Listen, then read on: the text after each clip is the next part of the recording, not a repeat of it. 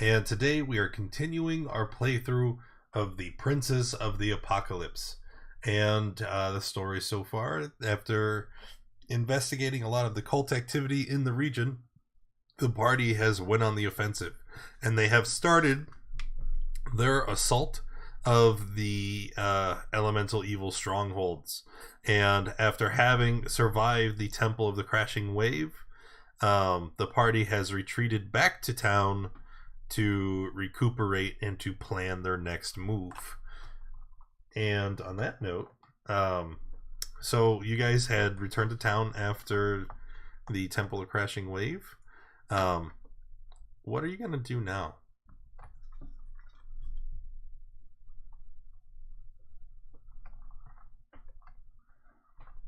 Hello, is this thing on? Yes. Is Alcerin on her way to the farm?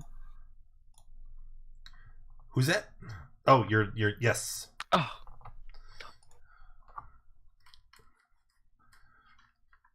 So is it Because you were following Pikmin, right?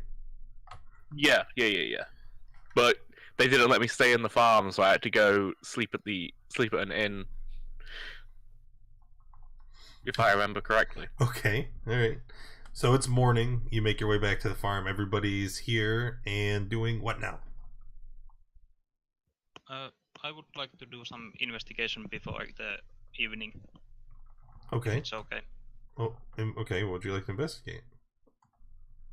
Well, I can talk to plants, so I would like to see if any of the plants around the farm has seen anyone go inside. Inside Away. your house? Yes. Okay. You don't get any response that indicates someone was in your house.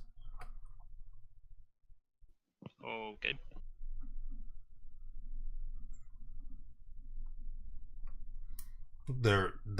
He's doing so because they know there's a spy in town. So I imagine everyone is in the main room right now. Yep. So I'm gonna take a bag out of my my backpack and show everything that I collected on our way in the temple. And that's everything we collected. So if you guys want to divide it up yourselves to yourselves, you're free to do the Holy math. crap. That's quite the haul.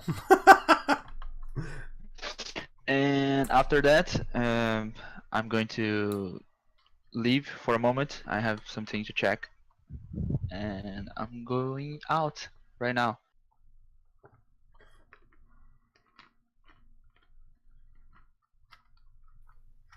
So, is some of that for me, or?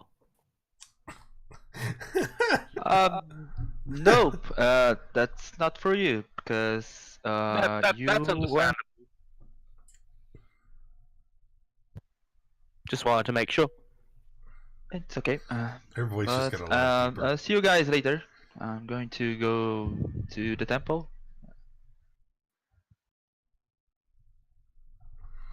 To the All Shrine? Yes. Okay. So do I find the priest there? Actually, no. Remember that the All Shrine has a kind of a revolving door of transient clerics that kind of just stay there and offer services from time to time. And neither of the clerics that you had seen before is currently present. And the shrine looks like it is currently empty. That's my bad luck. I'll now go back to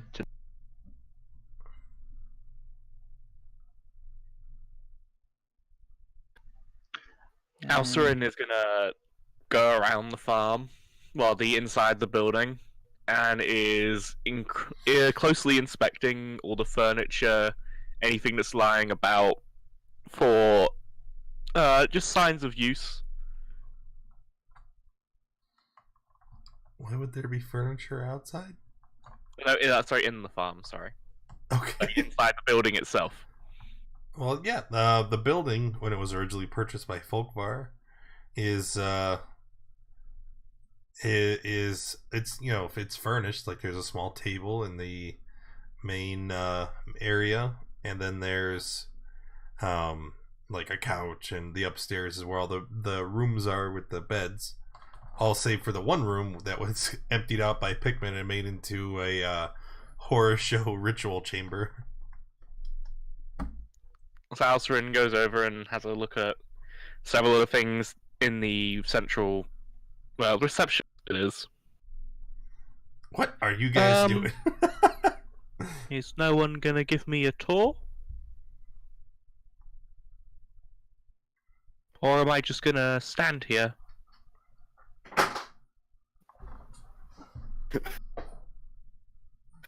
Yeah, Come sure. again? I'll give you a tour, and I'll show her around to the various buildings, various rooms.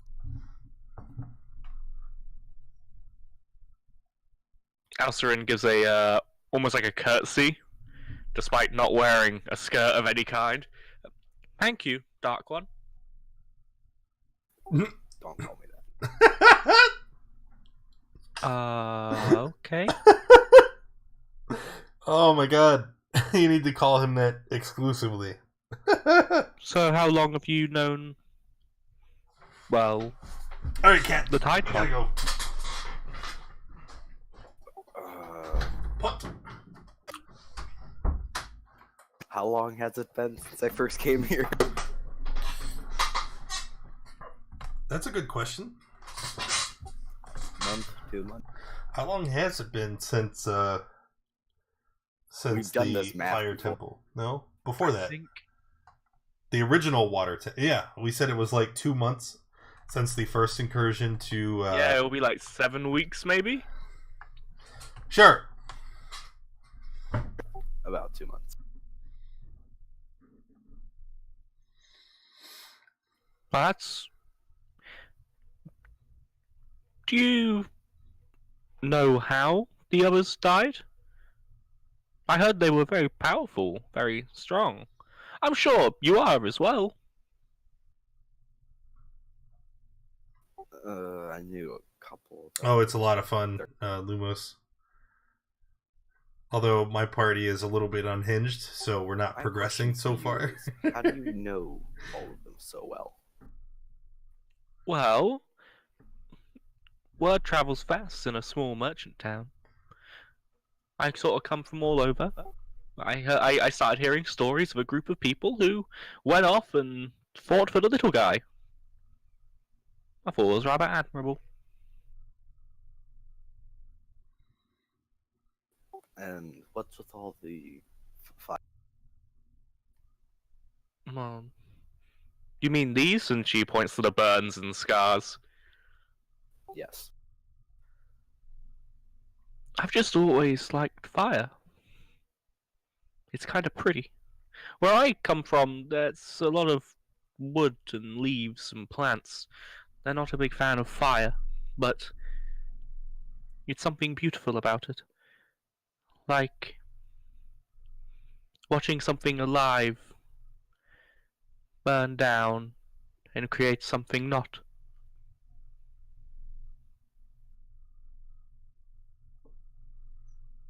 Sorry, that must have sounded weird.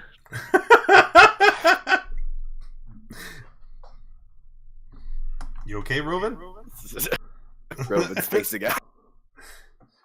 Where is this conversation happening? Was this in the I main- assume we're up. I assume we're upstairs in the building. So you guys are isolated. It's just the two of you. Yes. Yep. I mean, if you want, I can show you. We do have a Me and mouse. fire have a close relationship. Roman's gonna kind of grip the handle of his weapon on his side. Sure. It won't hurt. Maybe we don't stand near wood. Shame we're in a wooden house, aren't we? Yes. Let's go outside. Let's start bigger.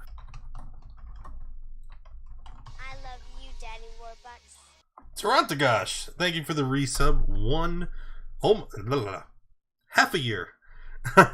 Okay, It's so kinda hard to heading believe you've outside. been there so long. I'll find somewhere that's mainly dirt, nothing too flammable.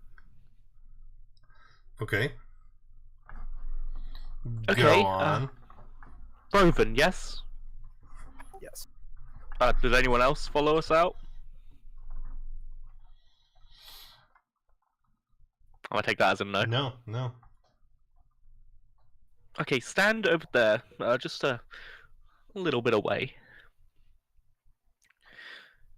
And Alcerin takes in a deep breath, and her skin begins to harden almost like tree bark. It flares out, several small plants begin to bloom. Her hair turns into a ruffle of leaves and bushes, and it's all of a sudden, with a small spark, she ignites fully into a large burning flame.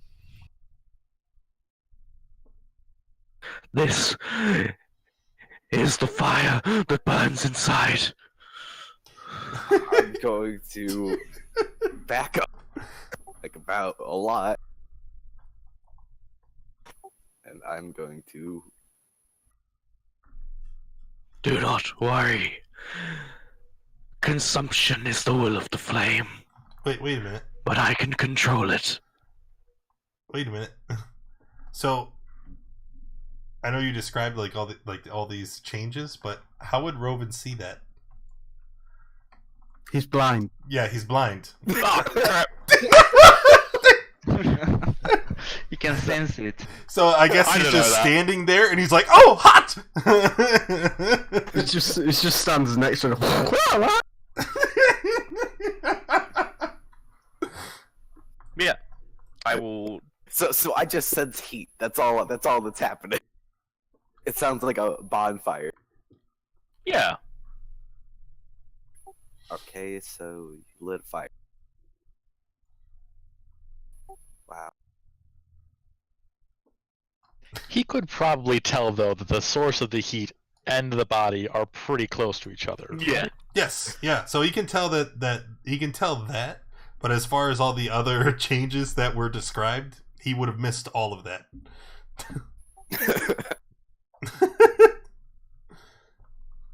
He would just hear her ranting like a lunatic, and then sudden fire. Oh, hot!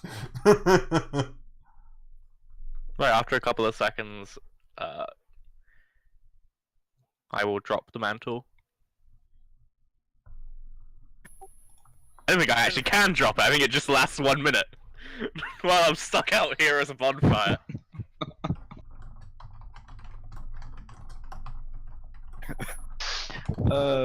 Maru comes back from his trip and see the elf burning in flames and goes looking for a bucket of water to throw it. Okay. So, where did you say you were from again?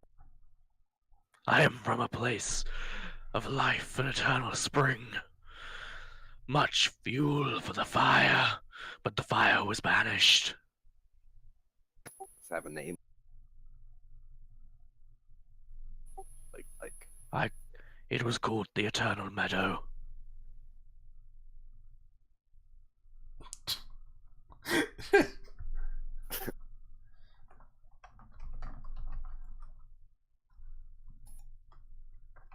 Alright, so you said you had friends before, right?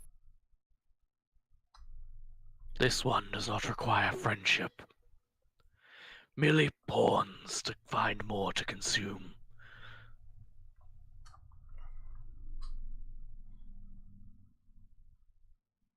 Alex may be the name, but I am the fire that resides within. Oh, so she's crazy. Okay. Okay. Roven seems rather unamused.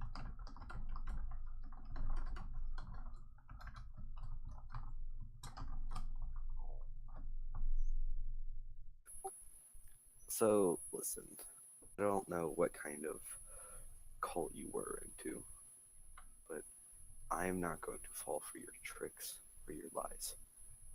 If I ever see you hurt one of my friends, I will come up here and kill you before you can even move. Oh, snap. I have control over this form. The desire to consume is just still bearing. I shall not destroy those who are friendly to me. But shall you fall, you will just be mere fuel.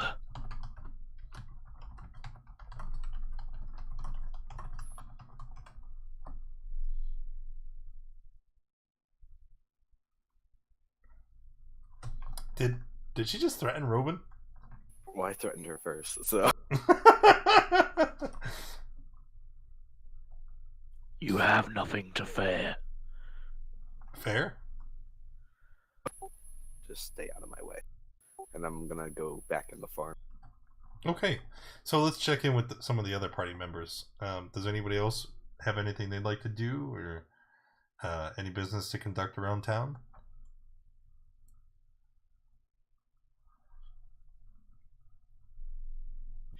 Did we have some kind of map handout or something?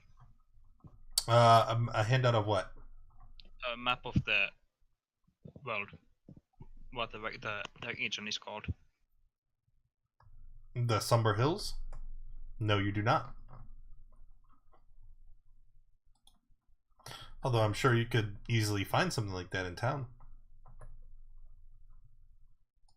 I would like to go find that. Okay, so Tapio's gonna go and do some shopping.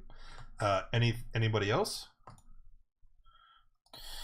Was it Desserin Valley that I had prepped for these guys? Well, I It finished my was. business and now I throw the water bucket on. You throw the water bucket on Alex. Yes. Is she still on fire? She was. It never said that it went away.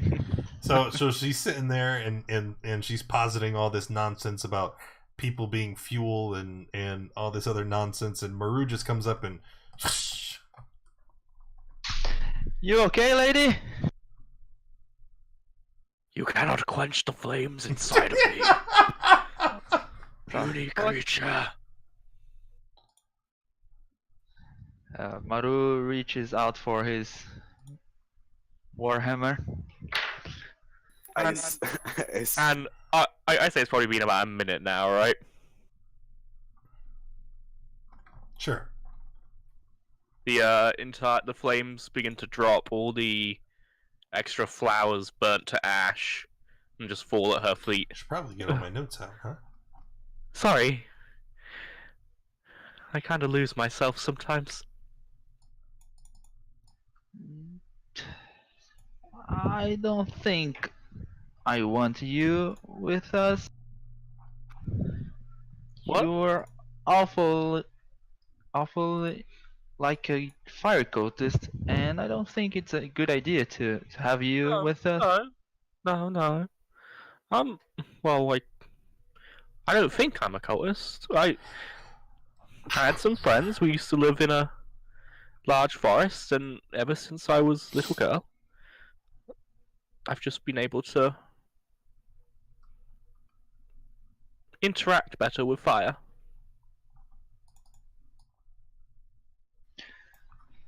Well, if you still want to be with us, you probably be on with where is Godfrey? I believe you have to be together with Godfrey on the pile of people that I'm not comfortable being.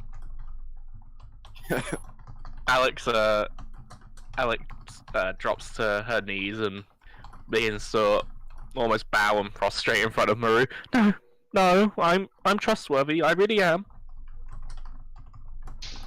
Well, I don't know.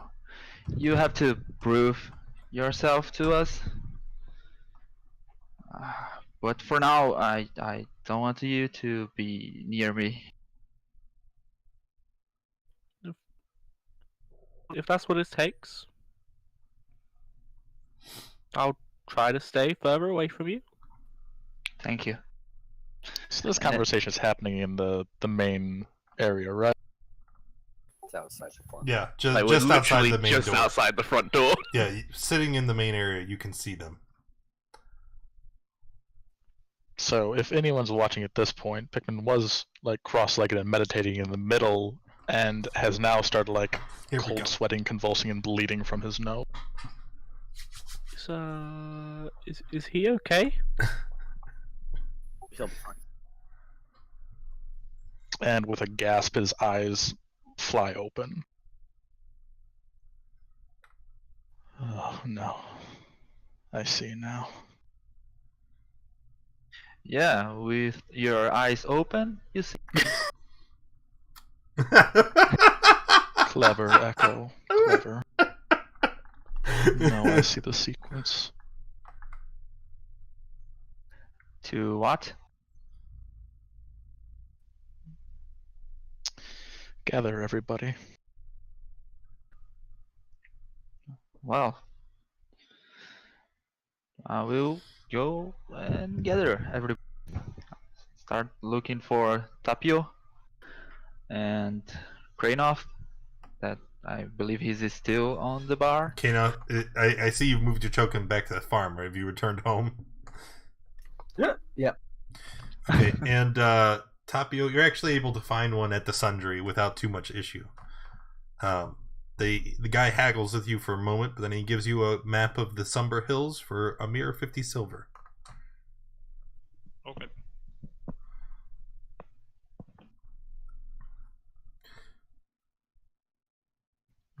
Once everyone has reconvened, Pikmin will kind of stand up and start pacing the room.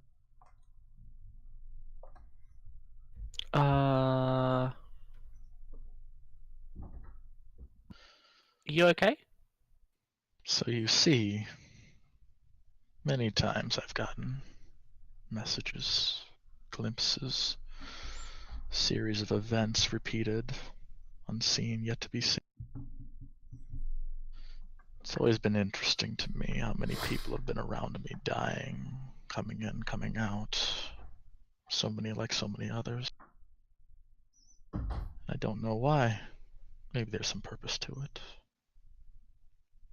I'm presented with two choices. You're all a part of those.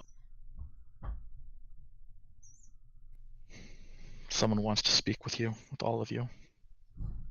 Now, you can choose to indulge this call. I don't know what'll happen. Or you can ignore it. And something unpleasant will happen. So, That sounds who like is it. this someone that wants to talk to? Well, with any confidence I could say my benefactor, but as of late I've been concerned that there's someone else as an intermediary that I'm not as fond of. In either case, someone not of this world. And do you know for what purpose he wants to talk to us? If you were trying to extract a purpose from this entity, your mind would snap. The question remains, whatever they have in store, is it more beneficial than whatever we're against with these elemental cults? And is that worth the price?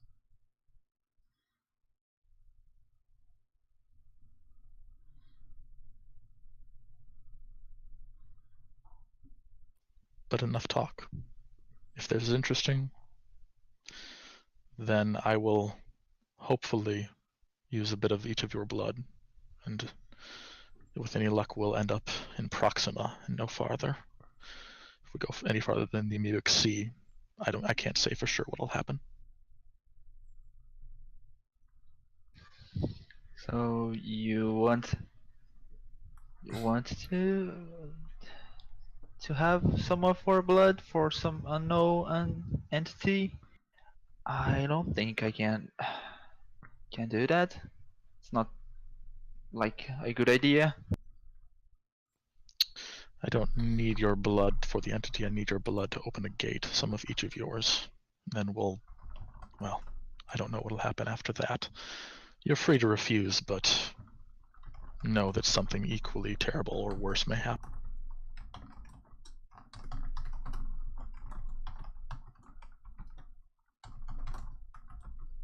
And again, whatever reservations you have against this. Oh, and then mid-sentence I choke over and double over in pain, and both like gouts of blood spraying from ears and. You okay? Do you It's want obviously to? not okay. Yeah, but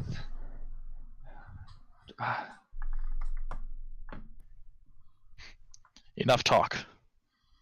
Are you in or are you out? do you need the answer now? Yes. Yes. Okay, then. Let's go. I- Quickly drink a potion.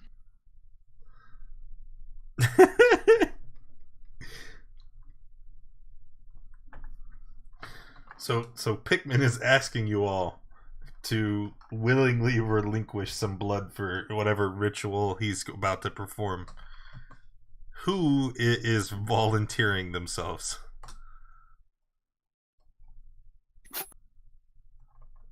And who is directly opposed to this? Me, I am directly opposed to this. Me too. Do I get the sense that it's all or nothing?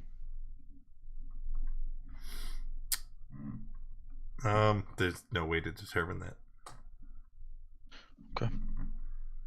So who is willing? It sounds odd, but if you think it needs to be done, you're a smart guy. I mean, Kranoff's drunk, he'll accept anything, he don't care. What do you stand to gain by sitting here worried? We struggle every day against death. You're cowardly, right? It's not like it. I don't have a better good feeling about this, but I will follow your instructions. This time, like Pikmin, like down to one knee, like shuddering. And As he begins to convulse and screams in agony, you get the impression that this is a very urgent matter. Without someone's intervention, Pikmin very well may die. Yeah. I'll,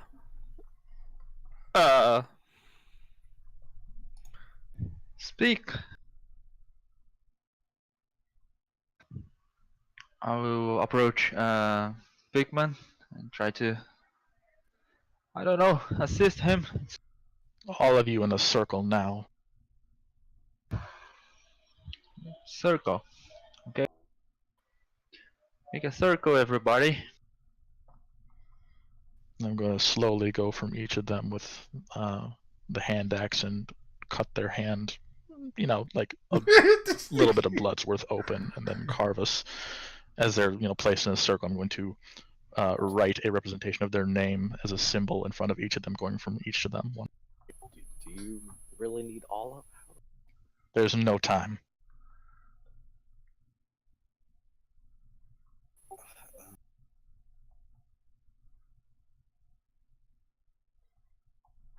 Rovan, make a decision. Now is not the time for cowardice. I'm gonna push not forcefully, but kind of guide him into play. I'll, out of stress, I'll Cut his hand and Got peer pressure. take the into being blood. cut. Tapio, you're the only one that still hasn't moved in. Are you still refusing? Nothing good came out of the last time I gave him my blood, so I will pass. Okay, You've seen and before. as he looks to you and he holds out his arm, and you stand there resolute, not accepting this. Once again, you see him double over in pain. You get the impression that the more time that passes without the ritual being completed, the closer he edges towards death. Foolish one. Visions fail you. Now. There's no time.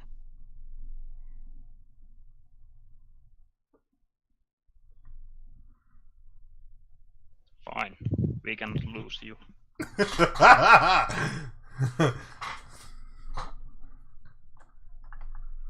So you're staying in place? I will join you.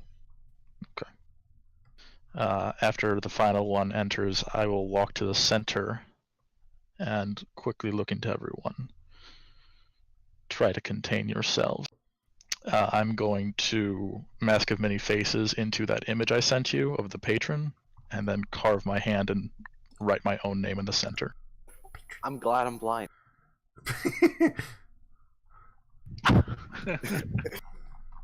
I don't know if you still have that art or want to share it. I don't know. I'm looking for it. Oh, I have it. He wasn't ready. So you're turning into this thing, Although right? that interferes with my plan, so I'm going to say that when you try to use Mask of Many Faces, nothing happens. Because as you spread the blood out on the floor and you complete the ritual, the blood begins to seemingly grow, and the laws of the universe seem to invert on themselves as the liquid that you have written and splashed onto the ground begins to spike and gravitate up into the air.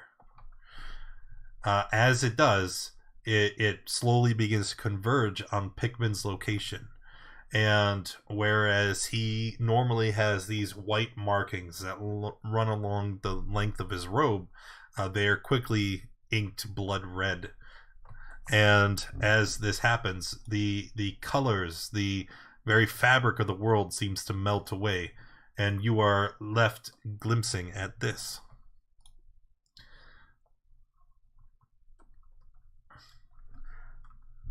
So you stand here, staring at Pikmin, and as you do, you can feel your stomach turn as you feel yourself lurching forward, but somehow standing in the same place all at the same time. As you do, you begin to see several images that are flitting through your mind very rapidly. You can see stars, the cosmos, followed by a symbol that hangs in the air for just a moment. And then after that, you find yourself in a strange place, seemingly devoid of color except for red. And as you look around, you can see there are very strange occurrences in the landscape of this new terrain. There appear to be eyeballs that seemingly open into the sides of the very sky itself, skulls and faces screaming in agony as they compose the soil, the trees, the land all around you. And there's strange architecture that juts out from every angle and dimension that just do not make sense. You stand here now, and as you look around, it seems that death is in every inch of the landscape, but there is a protective bubble around you emanating from Pikmin.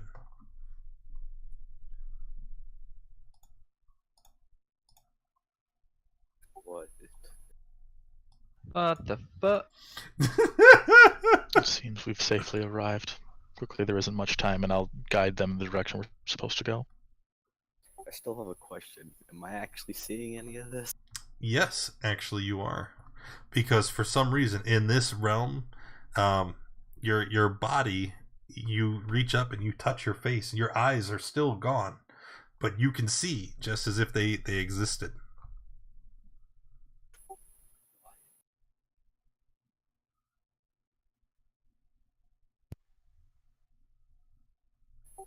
Guess I'm gonna follow it. A word of caution. Whatever brief vestiges of pain my body exhibits right now are but a fraction.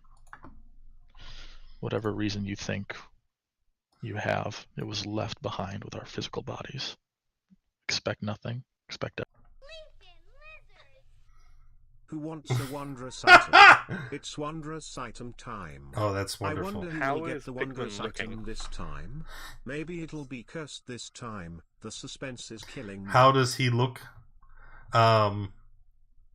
He shows, even though you can still see he is physically wounded, there doesn't seem to be any indication that those wounds are still troubling him.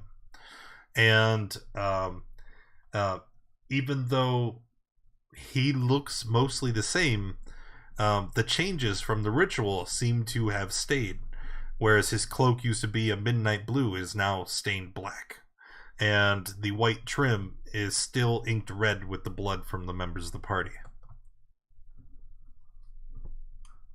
Alex will approach and attempt to take his arm, put it on her shoulders to try and prop him up so he has some support. You look fine, but I'm worried about you. You know me not to worry so. We'll see if your idea of heroism holds up, and we'll move forward. As he leads you forward, you see more and more nightmarish creatures all around you. And as you walk, they keep a very far distance, much further than the protective bubble that Pikmin has employed. It almost seems like there is a level of fear and hesitation for these creatures to approach, even though some of them are monstrous in size and look like they could easily destroy the party.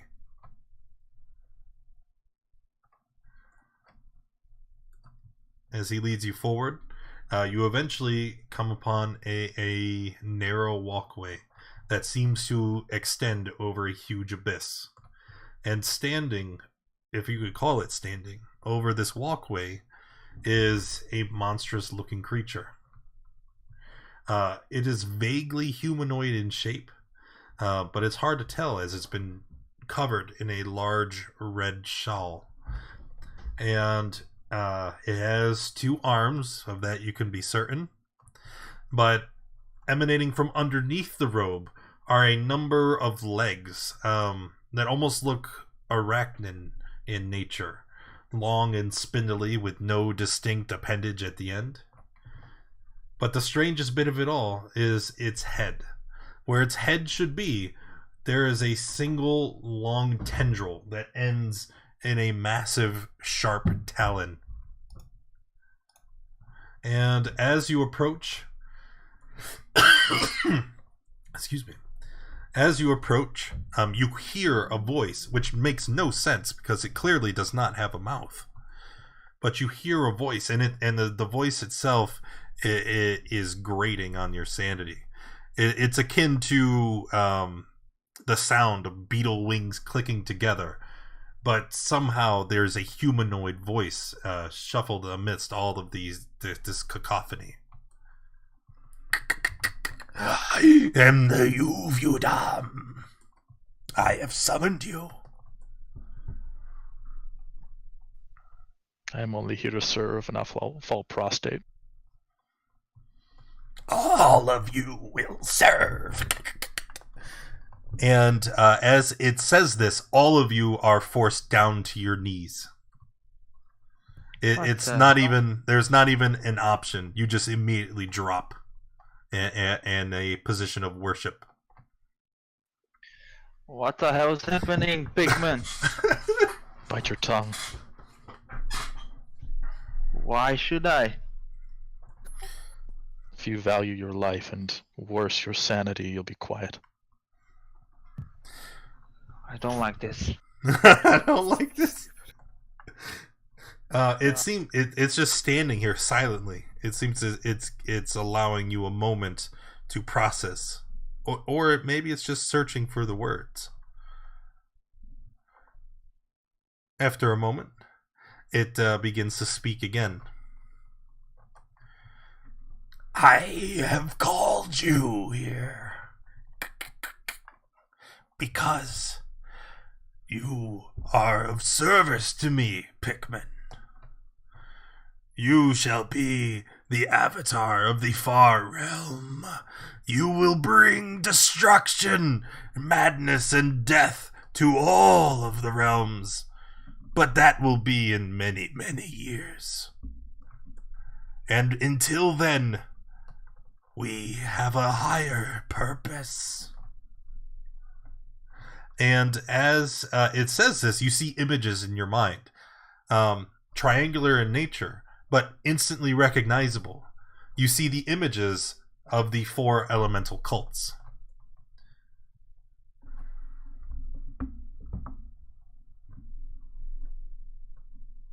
Nope, nobody wants to ask one? Okay. Uvidam continues speaking. In order for our plan to come to fruition, you must first stop him.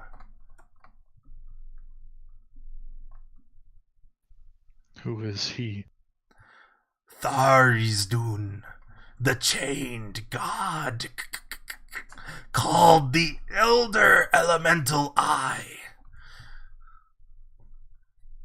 He is behind these cults. He is the one that sows chaos. But he cannot come to power now. He will destroy everything.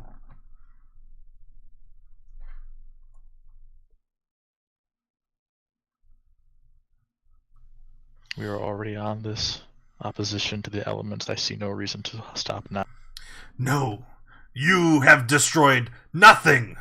You destroyed but a stronghold to the humans. Thazerdan is down much further below, and he in your mind, you see yourselves going through the Temple of the Crashing Wave. A very vivid memory, because you literally just experienced it not even a day ago. And then he shows you the room with the Nothics. The door that you are unable to pass through. And you see that door being forced open, and the Nothics bowing down before some unseen force. You get the impression that they are bowing in the direction of the Uvudam. And in this vision that's being projected into your head, you go through that door and you see another temple. This one much larger, dedicated to the sacred earth. And the Uvudam continues to speak. There are 4 such strongholds, but they are only a surface, a mere scratch of the power. Down further below, there are elemental nodes. It is through these elemental nodes that the cult seeks to bring the princes to the world, to destroy all that is here, and we cannot have this. Your quest is much bigger than to destroy these cults. You have to destroy the elemental nodes. Stop the princes of the apocalypse.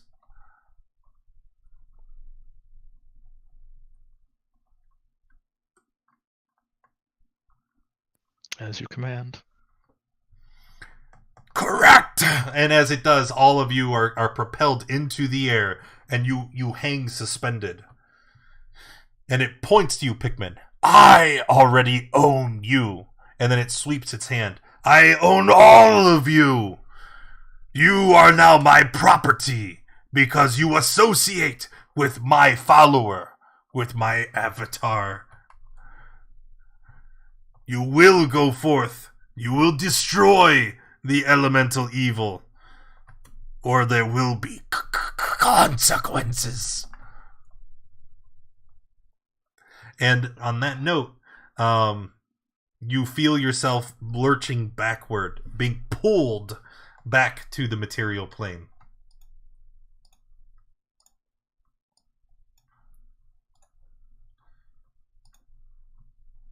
And you find yourself standing back in the main room of the farmhouse. But as you stand here, there's a couple things that are different. One is that all around the room here in the farmhouse, there is a yellowish haze. And why did I still hear that? Also, there is a, Pikmin's clothing has seemed to have permanently changed. But there's something else. As you stand here, you can hear the thoughts of the other members of the party. It seems that the encounter with the Uvidam has changed you. All of you are able to communicate with the rest of the party telepathically, as if using in the same manner that Pikmin has with you before.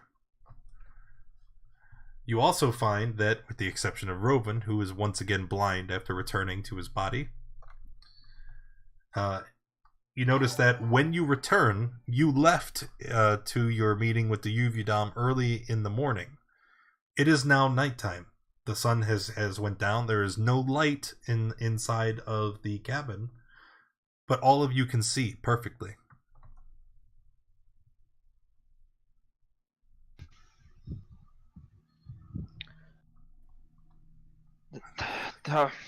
What the hell was that, big man? What did you just make us? I'm gonna go and slump against the wall. Oh, it makes sense now. I didn't sign up to being some creatures from somewhere. Well, truthfully, neither did I. Yeah, Without speaking on this too much, that is not what I assumed was the source of this. Stop right now. I don't know where my king is, but I don't know that I have much. So now we got this creature that thinks we work for her because we're aligned with you. Let's be perfectly clear. Whether or not you think you signed some arrangement, the mere fact that it's aware of you is enough. It doesn't need your permission. I could die and you'd still be in its proximity now that it knows.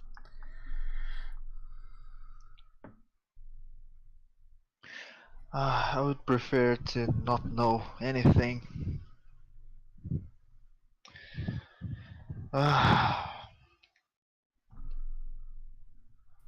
We have to go back to the Nothics. Well, that's fine. First we rest. And consider yourself blessed that your minds are in whatever semblance of normal they are now. Yeah, I think so. Not thanks to you. That is. Anyway, I'm going to my room.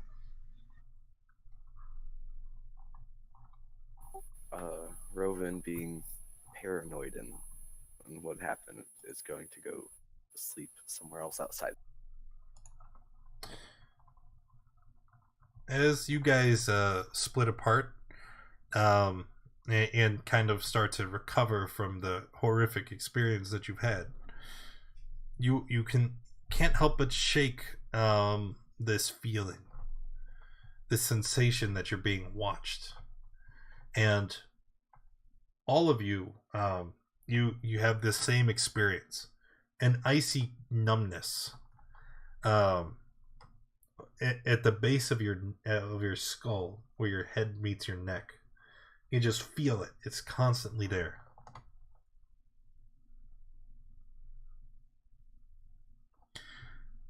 No, it doesn't. It's not so much mind reading as it is telepathic communication.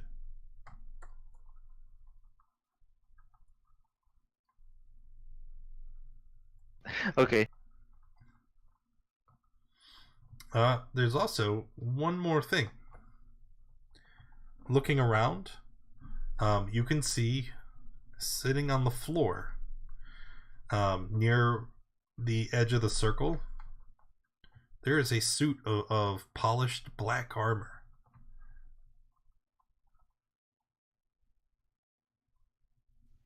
I'll drag it over and take a look at it. Well, when you pull it over, it appears to be a set of chainmail, made of some strange black material. It's metallic in nature, but not quite.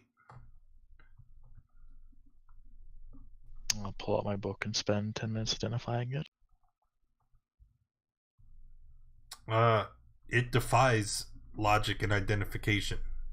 You can tell that it is magical in nature, that it is quite hard, and it would offer excellent protection to the wearer, but this is something otherworldly.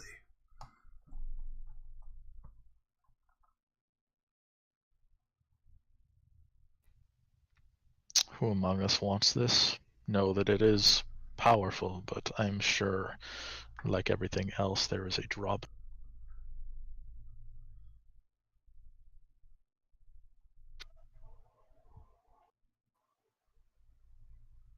I would prefer to be naked than to wear that.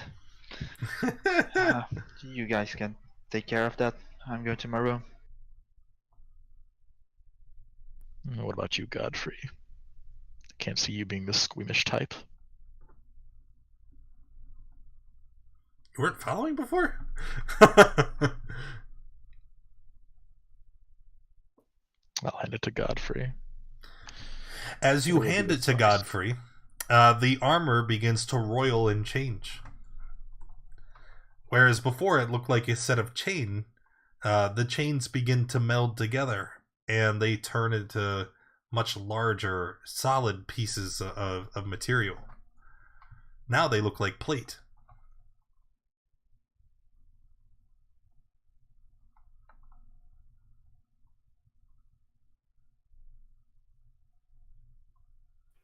That's a neat trick. That's a neat trick. Take that, put it on if you will. I'm going to go up to bed. Yes, I'll come with you. You look a little hurt. I'm fine, leave me be. Oh. Okay. Tomorrow we set out for the cult tomb.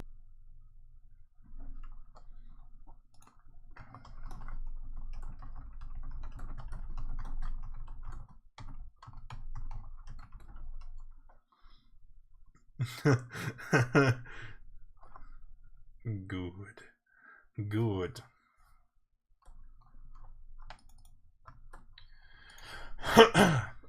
Okay, so Godfrey, as you put on this armor, two things happen. Is my mic working? Is it fine? Yeah, Yep. I can hear you. Okay, good. I'd like to pretend that I didn't. It made it look like I didn't want it. Like I don't need this. But when nobody's looking, I just put it on by myself. And in the corner, Kranoff is staring at you. Why is Kranoff? What- Did what are you Kranoff doing in want my the room? armor? Because Kranoff doesn't trust Godfrey, so Kranoff hasn't left Godfrey's side, ever. Hey, Lumos, thanks for the babies, baby. Love you. All right. Is he hiding in the corner or something? No, it's just... He's 7'8". How can he have... He's just standing there staring at you. Yeah. So, you put on the armor, and as you do, at first it's a little big, but then it begins to shift and adjust itself to fit you. And when you do, and you finally put it on, there is a moment of intense and blinding pain. And let me... Ow. Intense. I mean, he just says, ow, I'm not moving. Yeah, ow. After the pain passes, though, you feel much better. as you feel almost empowered, emboldened while wearing the armor.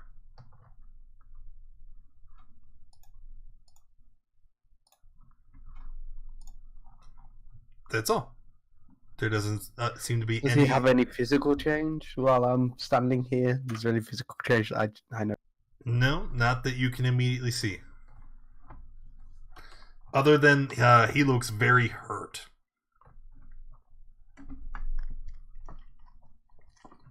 I'll send a thought to Maru that Godfrey's looking very hurt. This could be our... This could be our chance. Wait, do I hear this? Is it like a broadcast or? No, it's one way. Targeted per person? One way. I see. Unless you want to broadcast it? I've sent it to Maru only. If we can pick and choose, I don't know if we can pick and choose or anything. Sure you can. So Maru will hear that, and then he will pick up his warhammer and go outside his room and try to search for Krainoff.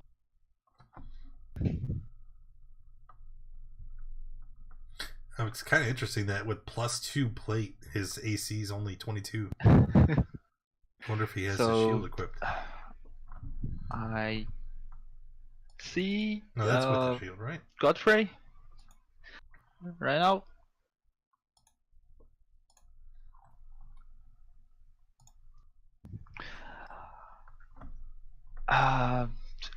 Godfrey. Godfrey. What? Oh, hey, hi. Are you okay? Don't mind me. Yeah, I'm fine. I'm perfectly fine. Why? What's going on? You really okay? Yes, I'm perfectly fine. Not feeling any more evil?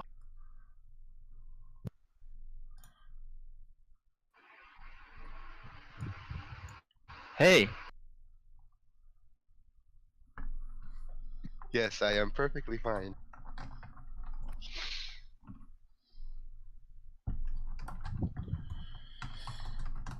I don't know about that.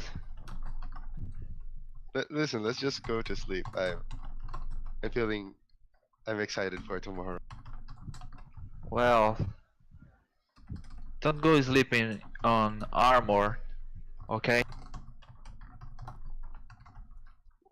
I'll take it off. Don't worry. Okay. Then I'll whisper to Krainoff. I think it's better to keep watch. I'll send you a message telepathically stating, we can do it this way now. Oh, right. And I agree, we will keep watch. Okay. Going back to my... Okay, so they're going to rest for the night. Is anyone else doing anything? I am not sleeping in the house. I'm going to go outside and climb up in a tree and sleep in there. Okay.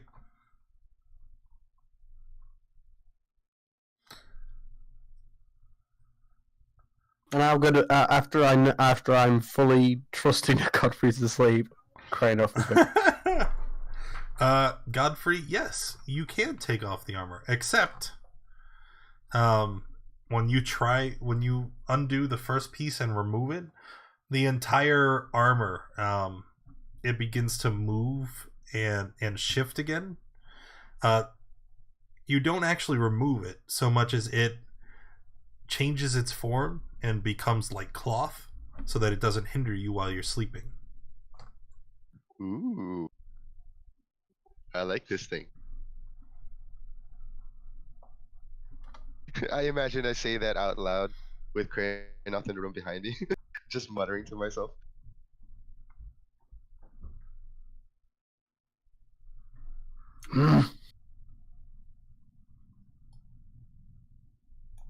Well, good night, Krainoff. Good night. Watch your back. I mean, good night. I can smell the fear on you. I can smell the fear on you. So, next day, if you took any damage through that, make sure to recover it. Everybody is awake again, although maybe still a little shook from the night before. But what do we do now? Now what's the plan? Just gonna change my guise to be kind of like a simple traveling like merchant, and gather up the people and get ready to head out. Let's go back to Riverguard Keep. There you go. To see the nothings. Yes, and to search out these nodes. So, Wow.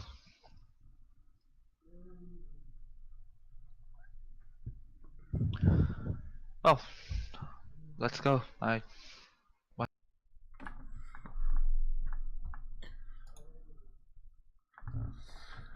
Okay. So we travel the back to Riverguard Keep. Make your way back down below. The boat that you used to escape before is still moored there. So you have passage through the river, and you make your way back into the Temple of the Crashing Wave.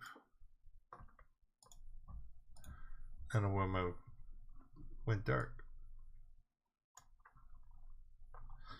Let me see. Do we actually still... We do have tokens on this map still. Let's get rid of those.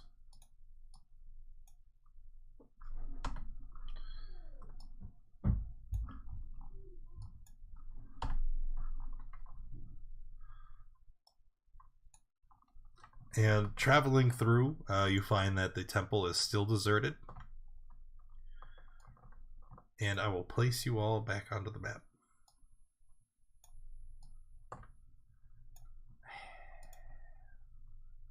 Get here.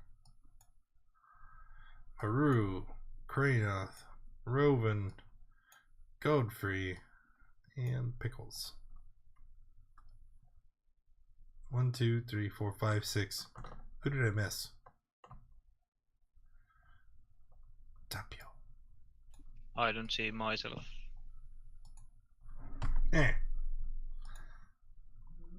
Oh, now I see. Okay, so here we are. In the Nothic's chamber. I have to pull up my notes. I didn't think we would be back here today.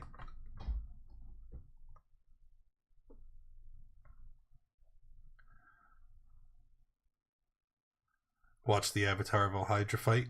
Thank you. Glad you enjoyed it. Okay, and this is room C10. I just need to see where it connects into the next the North Tunnel B11 of the Temple of Black Earth.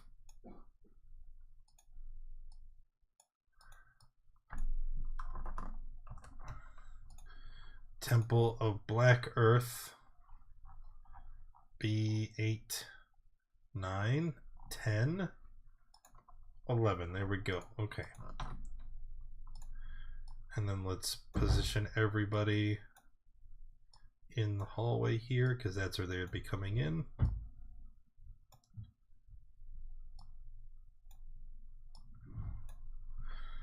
And Black Earth. Just 1 minute, guys. I'm getting set up. Okay.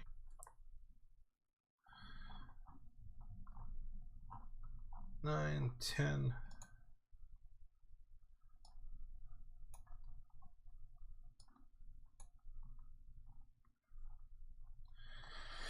I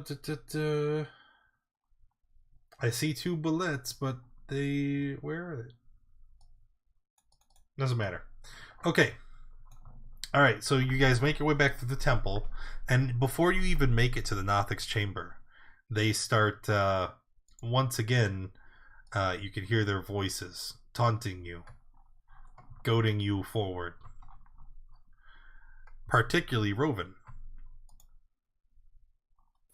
And no. Oh no.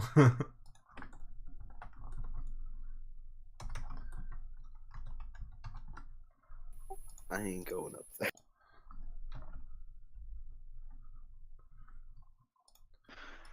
So now that we are here, what do we do? Big one?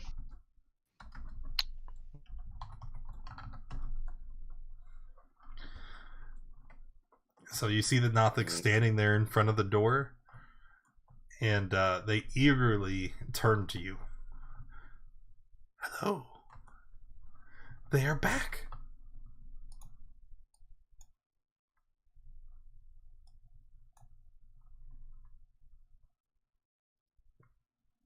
We come seeking passage through the door. We know. We were told. Good, that makes us easy. Do you need anything from us? We were told to accompany you. Yes, guide you safely. Are you sure? Do we have? Well, the thing is you've seen in the past day, and this concerns you most.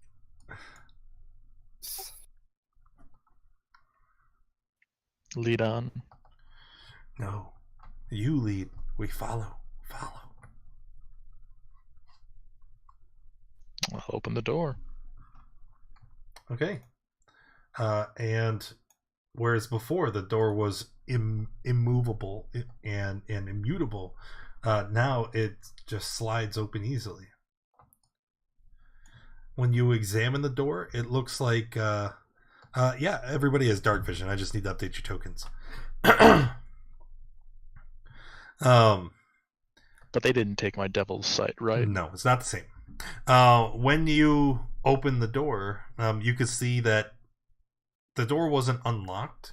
You can still see the deadbolt is in place, but the entire section of the stone seems to have been forced open, almost as if some great blow had been struck to the lock.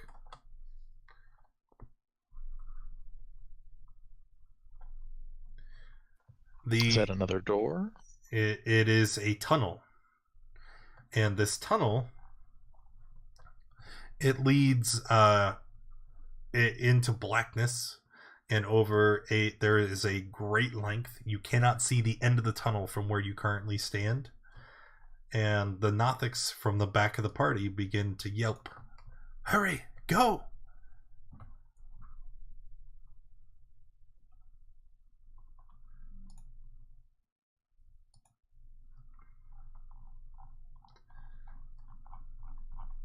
Give me 1 sec. I gotta give everybody dark vision. Except me. Well, you already have it. I also have the goggles, so I have dark vision.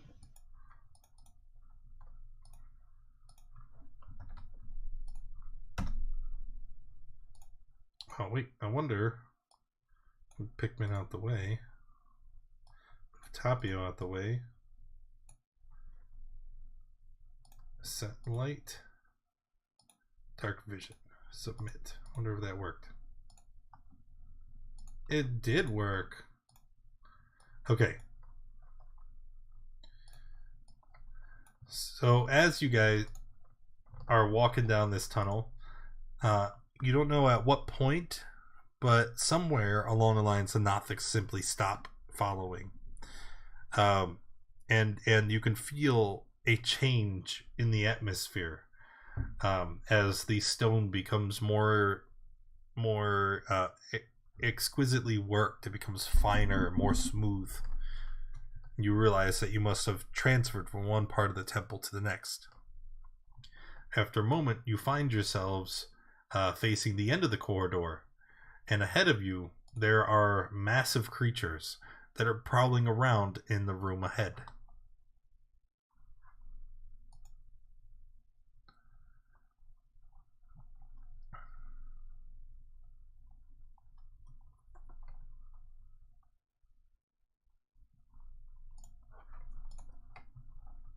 What are you guys gonna do? With telepathy to everyone quietly now. I think we've left any safety we knew.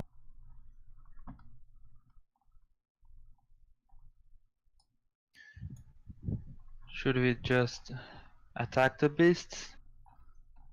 Or should we try to sneak past them? I don't think we're capable of sneaking past them in this size of group.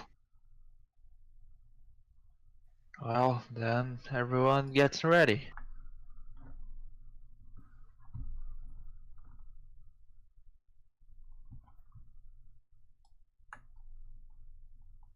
I'll try to make good use of this arm. P9, there it is. So we're going in. Hold on. Give you some more description of the room, so you don't just rush in blindly. Although I guess most of you can't really see. Directly ahead of you, you can see there is a great stone pillar. The ceiling here looks to be almost 50 feet high. Each of the pillars anchors heavy iron chains with links as big as your hand. And further up ahead, some of you can see it. It's a large chasm that separates one side of the chamber from the other. And yes, then there's the creature. So you guys said you'd like to move forward. Let me just check. Oh, yeah.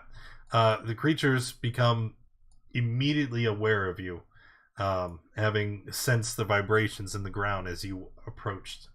If everybody could please just roll initiative, we'll get this one going.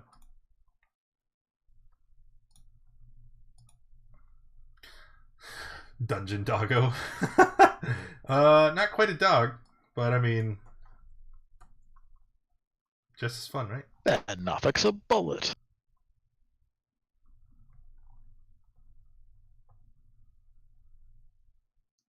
One, two, three. Bullet. 4, 5, 6, 7.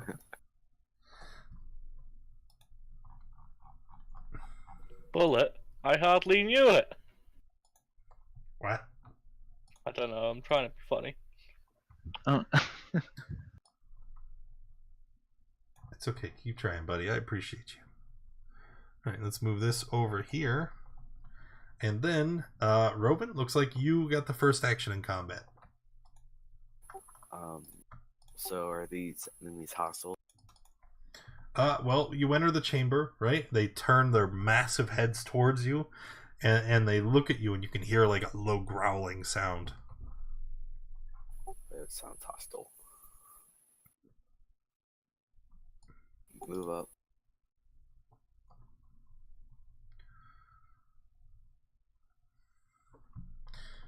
10 is a miss. More accurately, as you stab forward with the rapier, you just kind of poke in its side, and your rapier bends as it can't penetrate the thick plates that cover this creature.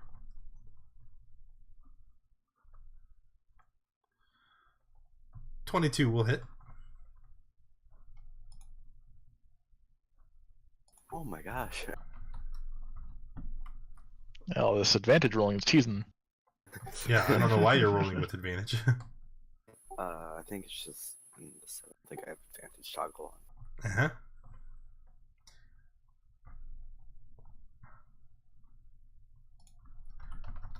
And that's it. Okay. Ooh. Tapio. I will move up and cast poison spray on the beast. Poison spray? Okay. And then I will move back. And Maru? Maru is going to move to here. And then it's going to attack 2 times. Toof, toof. And The that's first one will hit, the second will not. okay. Pikmin? Pikmin is going to take a little bit of formed energy that kind of looks like the wing of a dead bird and touch Alex really quickly and cast Fly and Bone. Cast what now? And then I'm going to move. Where am I going to move? I'm going to go up 30 feet and over 30 feet. Okay. Yeah.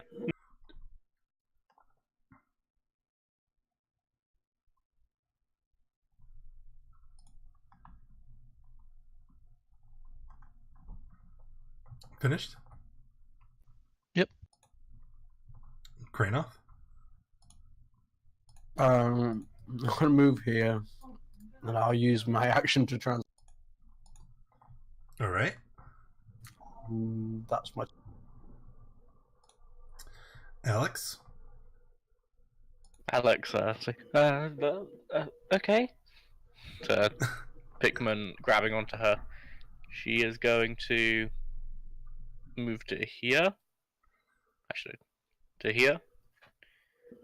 And drop a fireball centered here.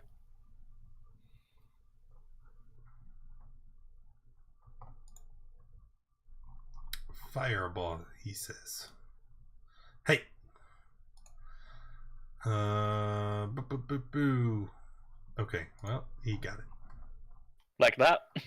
Right there? Yeah, that's. Oh my god. I can't see the party. No, you can't from that position. Okay, yeah, that looks good. You're totally good. Good. Just make the roll, please.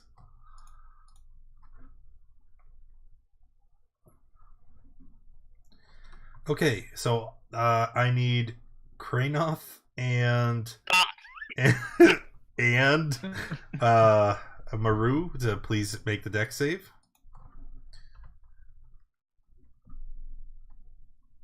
So Maru, looks like you're taking 27. And Kranoth is taking 13.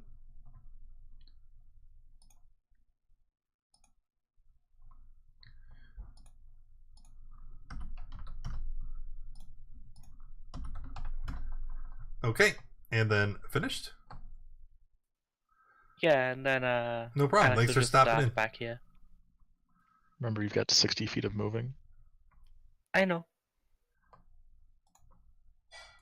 Okay, so the bullet, this one here is going to move forward 15 feet, and then as it does, you hear a sharp clang as it reaches the end of its metal chain. And you look around and you realize those heavy chain links that are attached to the pillars, they are chaining the bullets in place. So this first bullet, you guys walked up to it and are within its range, so it is going to try to bite somebody. I didn't actually say who. Let's just say Maru. That's who I thought in my head. Maru is 18 hit. Yes. All right, 17 piercing damage. The second bullet, it's at the length at the end of its chain, and it's like pawing and pulling at the rope. But you see that the chain is much too strong and it's unable to get free. The one on the top, however, also fails to break free. These chains are huge. Remember, the links are as big as your hand. And then it will be Godfrey's turn.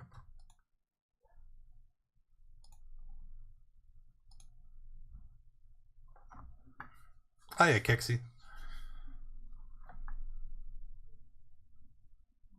I'll move up to above Maru. Right here. And I'll just swing at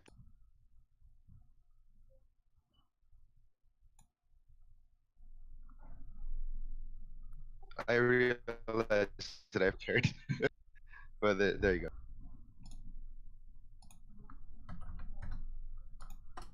Okay. then All right, Robert, what about you? I guess I'll attack it again.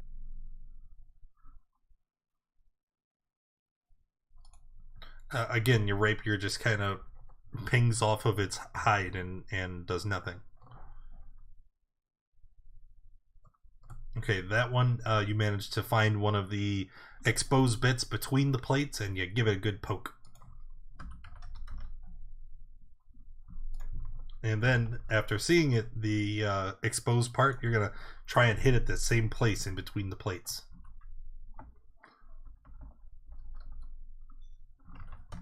And that'll be it. Tapio?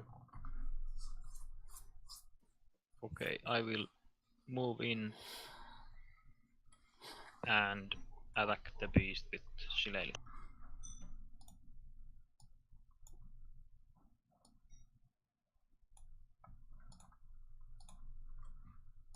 Ooh-wee. That's a good hit, Tapio. Finished? Yes, that's all.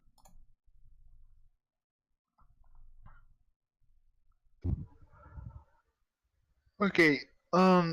First, Maru is going to scream inside Alex head. Mind where you throw those spells, and then I will attack the bullet 2 times. Pew. Actually, the first attack is going to kill it. Okay, I'll attack another time just in case. Just to make sure. Yes, and then I'll take a step back and Pikmin? 2 shots at the one in front of me. No hex. So 23. Okay, both hit.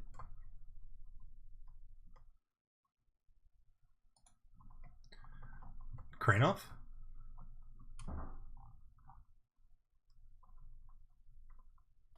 Right, so I'll yeah, I'll move here. Yeah, I can do that, and I'll swing at it.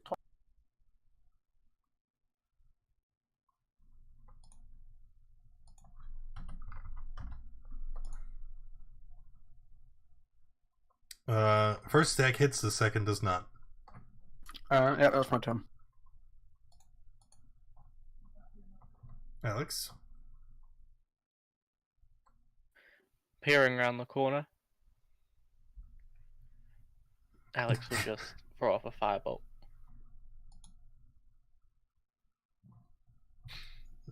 Your attack hits it, but just bounces off one of the plates. Move to there and that's it then.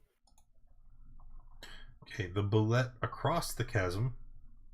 Where the heck did I? There it is.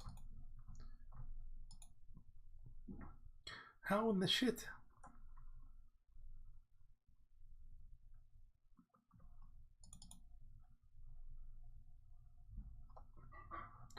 The second one is going to attack Kranoff.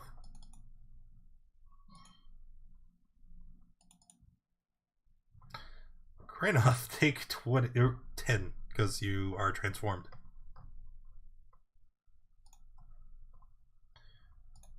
And then Godfrey. Oh, these guys hit hard. Yes. Yes, they do. I'll just swing again.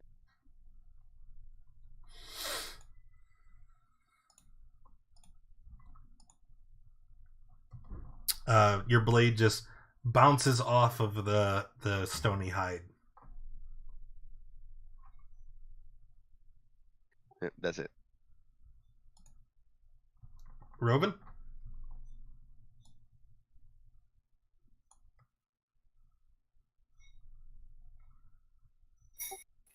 I'm gonna...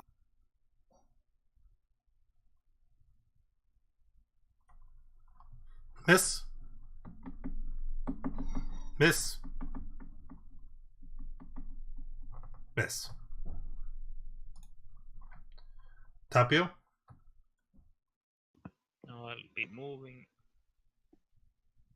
5, 10, 15, 20. And I'll cast Frostbite on.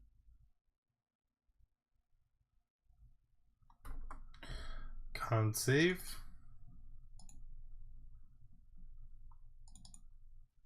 I will move and then that's all. Maru. Okay, Maru is going to throw 2 javelins at the Ula. Then move to Oh. here, and that. Alright, so second hit is a hit for 8. Or, yeah, 8.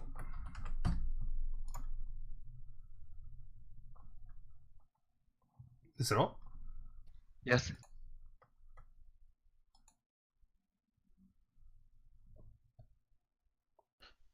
Fly overhead and shoot a 2 at the bullet across.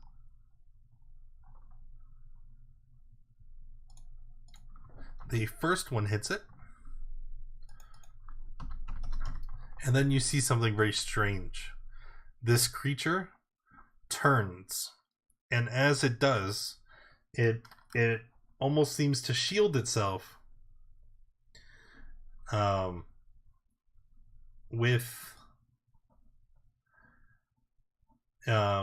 it's with the chain, and the second Eldritch Blast hits that metal chain. It doesn't break, but it does look very weak. More pressingly, I see something else.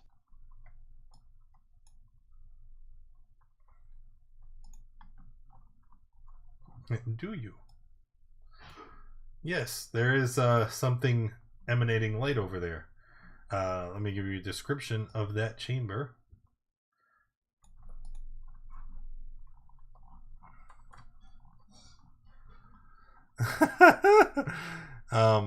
Looking across, you can see a large forge standing in the middle of this room, surrounded by piles of wood.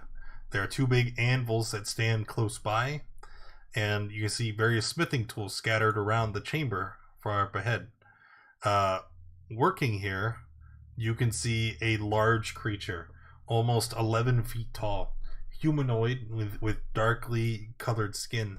It has not noticed you, as it appears to be busy working around the forge. I'm gonna duck around the corner and tell everyone telepathically that there is on top.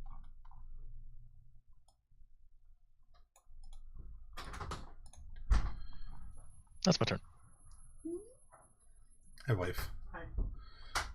Are you going to the store today? I am. Why? I think I need you to pick me up stuff for lunch. Oh, I'm gonna kill you. I was already at Walmart. Well, Kranoth. You didn't take your laundry downstairs. Sure did. Oh. That's what 16, 14. What's the? Oh, it's like a 12. Whenever I get hit, it's like it's got to be 5. The wisdom save's not 5. It's 10 or half the damage total take. Yeah, whichever's higher. Or yeah. I got 16, so it's okay. Alex. Alex will peer around here.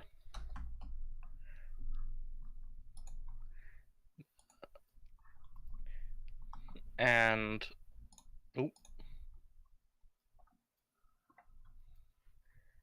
fire off another firebolt.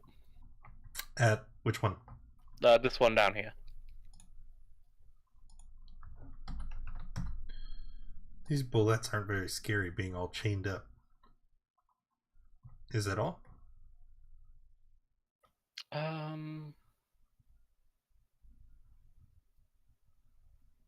Just duck back behind here then, that's all. Alright, the bullets. This one up here, again, gonna try and break its chains. This time we give it an advantage. Come on. Hey! Oh, it passed on either roll. And you see that it does. And as it is breaking free from those chains, you can see it does something very peculiar. It runs and it jumps across the chasm to the little island there that's kind of suspended from a pillar. It jumps again, and this time it falls short of the ledge, and it appears like it's going to fall deep into the chasm, except it doesn't. It jumps and it burrows into the rock and begins to go through the ground.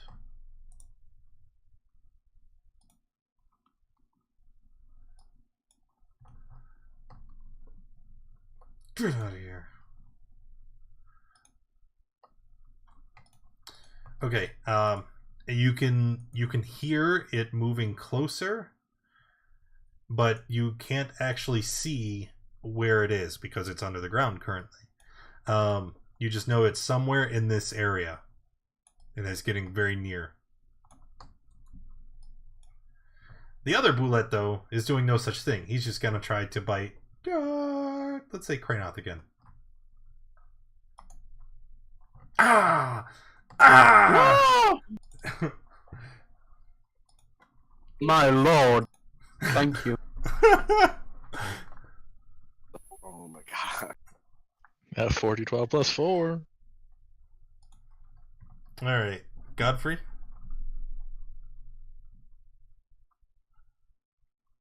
Changes my mind. Nope. Robin?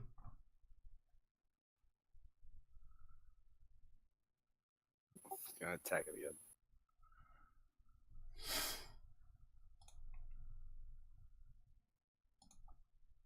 Oh, sorry. That is a miss. That is not. And the second Boulette is dead. Woo. Tapio.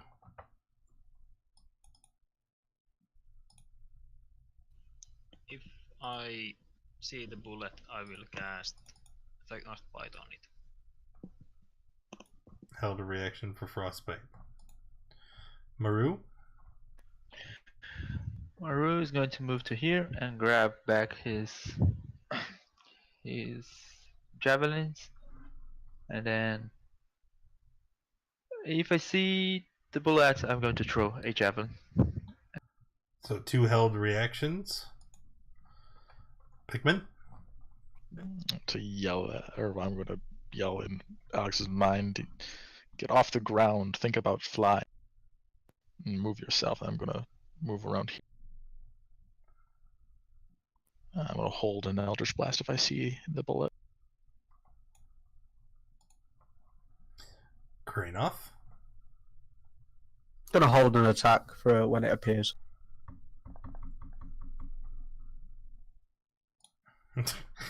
Alex? This is easy. I know what I'm going to do. I'm just going to move so that Okay. not everybody Alex can see is gonna run up 10 feet. Up 10 feet. And- Yeah. Okay.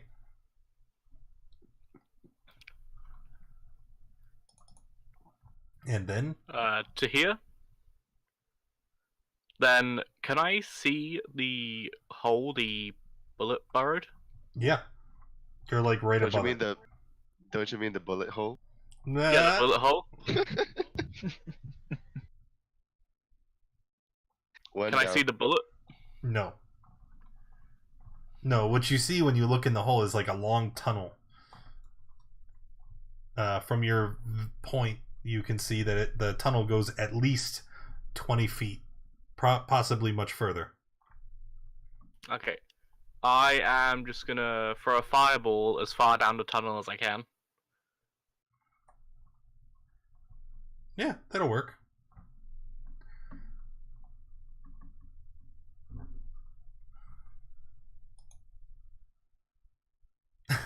Oh.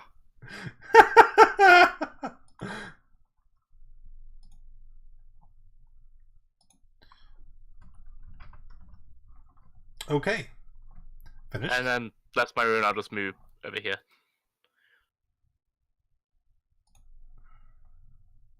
So the bullet.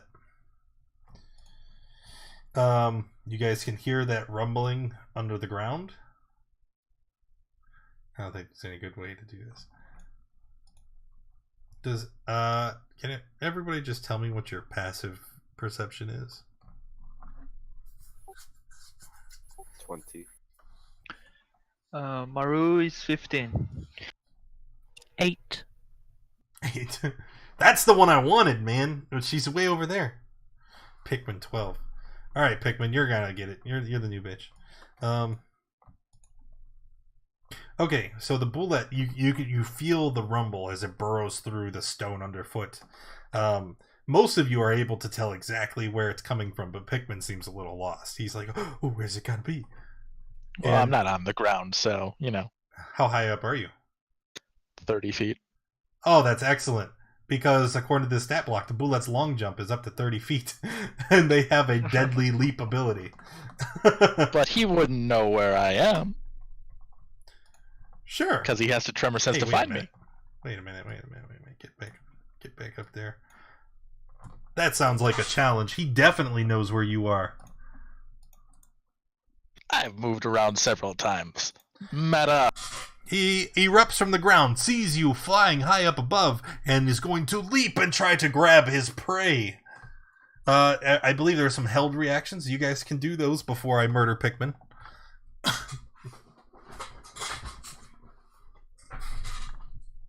A hit for 14.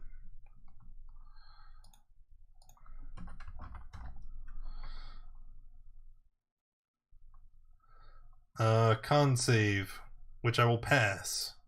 A javelin for 10.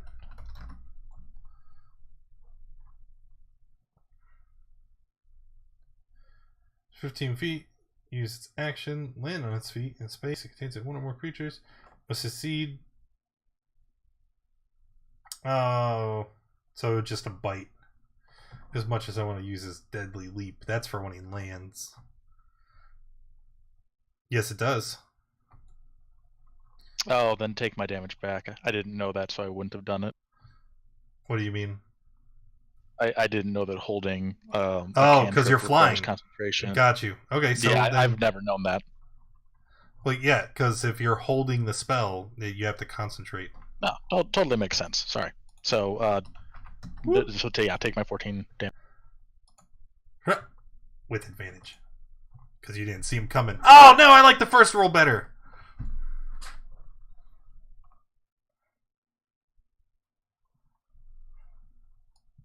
Lou.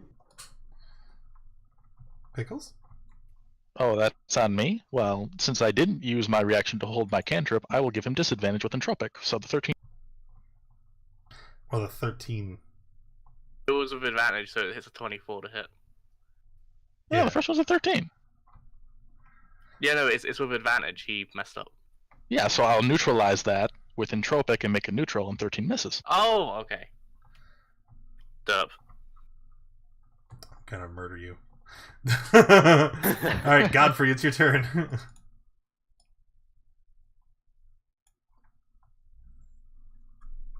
Dodge the bullet. Double inspiration.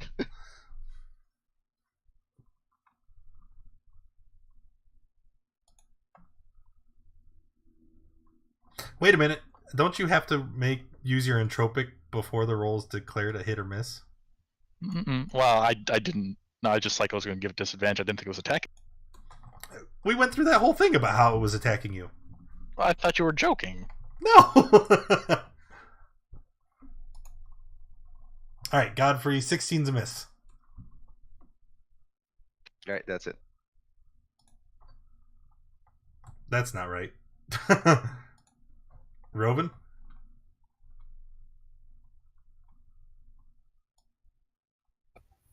Walk over here. Where the heck?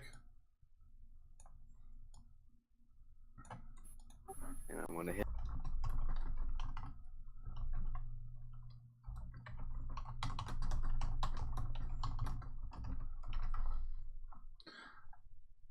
$25 is a hit. 14 is not. Oh my god.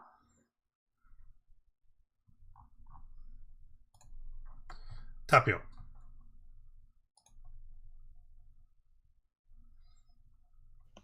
I will use Shillelagh.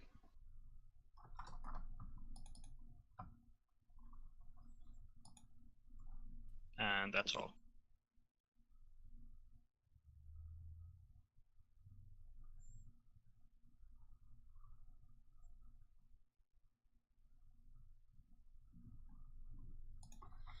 Okay.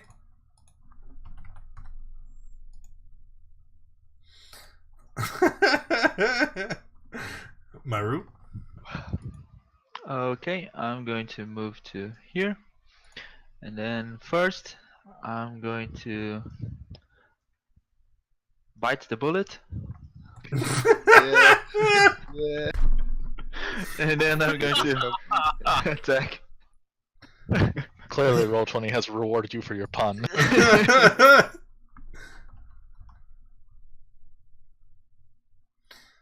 Why am I even still playing?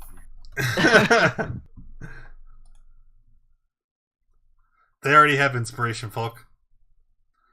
Oh no! You strike with extreme force. Roll an additional set of damage dice above and beyond your normal critical roll.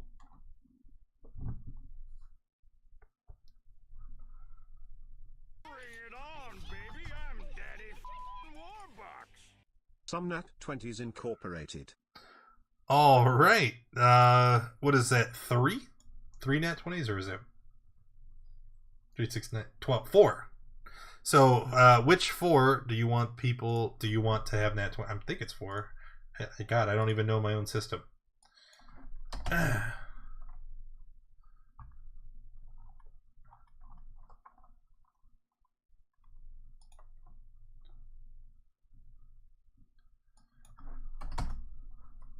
Okay, Pikmin, you're next. I'm going to fly up 5 feet to 35 feet off the ground. Having narrowly missed this land shark. I'll blast it. Yeah. $3 each. So pick your 4 players. Oh, bummer. Hit, miss. So 14, 28. That's a dead bullet. Oh, no, it's not. Only 1 hit. I lied. Finished? Yeah, I'll just move over here. Also, let me... Too many symbols!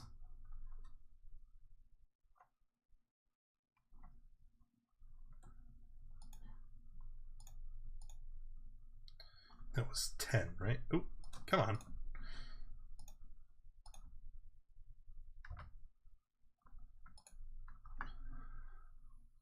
Sean Benson, thank you for the follow. That's a miss.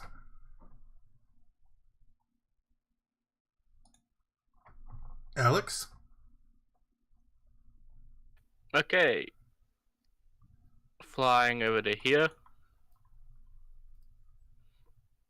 I will cast Fire. Please miss!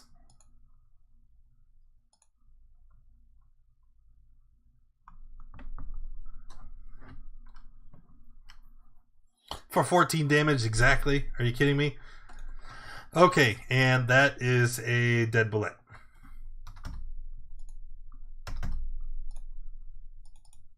I was going to have him jump and slam.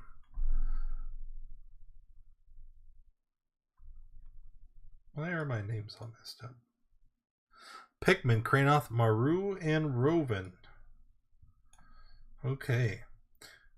So I'm the going to way... remind the team via telepathy that there is a forge and at least 2 people there. So it is Maru, Pikmin, Yep, Kranoth, I can see and from here. Roven. I can't Kranoth. recognize what they are, but I can see them. What can you see? Some big brown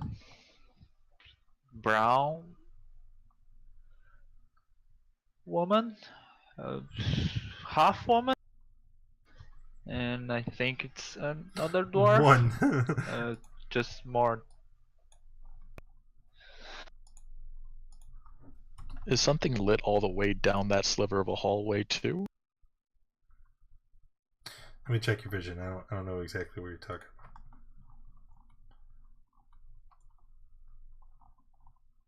about. It's not that something's lit. That's just your vision. Remember, your vision is like 120 feet. Yeah, isn't that a little far though for me? Measure it. Pretty sure that's 120 feet. Yeah, Okay. that's. Oh, no. So maybe it's a square thing.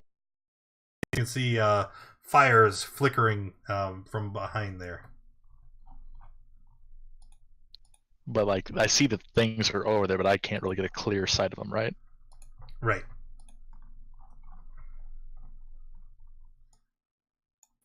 So, how are we supposed to get across this? We can jump over here. You can turn around and go through the door. But I don't think that's a good idea.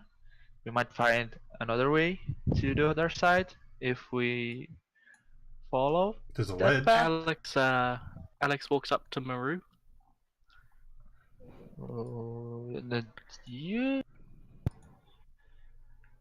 You want Come to on. do what I think?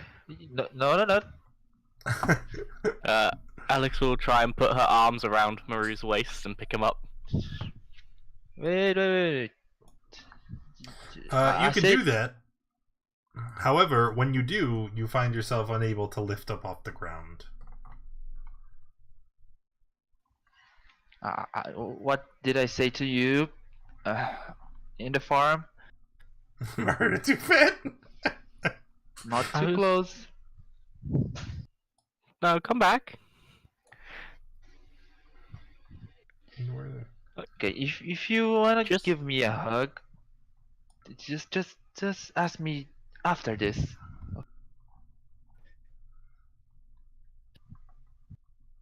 Where are you guys gonna go?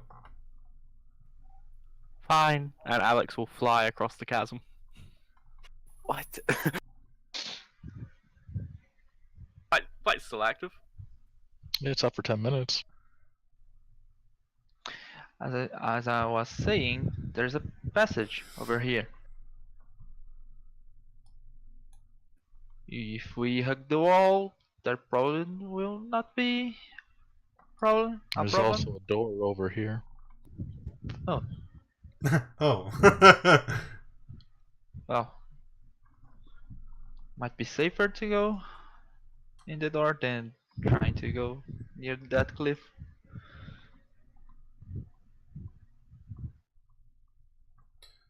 Oh, how are you feeling, Maru, by the way? Still good, or? I could use some healing. I would prefer a potion, but before you guys continue, you come to a tunnel here that runs to the north and to the south, and at both ends of the tunnel have collapsed, but the western wall has a set of double doors, and written on them, painted in common, the messages on the south door read, "Norb's rum, keep out Brug." And then the northern door says, "Brug's rum, Norb is stupid."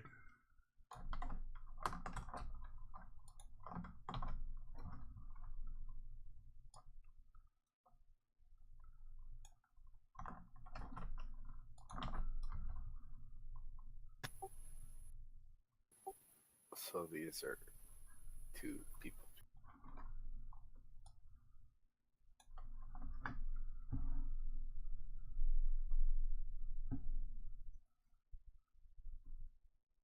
So, do we hear any sounds if we take to listen?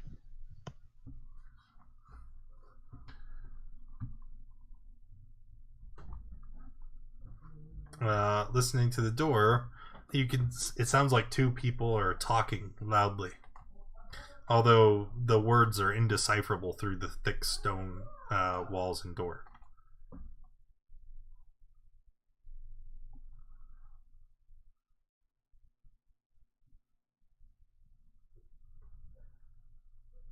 So sounds like two voices. I think we can take them on. Yeah, but they're probably not human. And I mean, we could, but do we really think there's gonna be anything behind here? well, we can't know that. Okay, well, let's go. Going into the room. I would like to stealthily open the door. Make a stealth roll.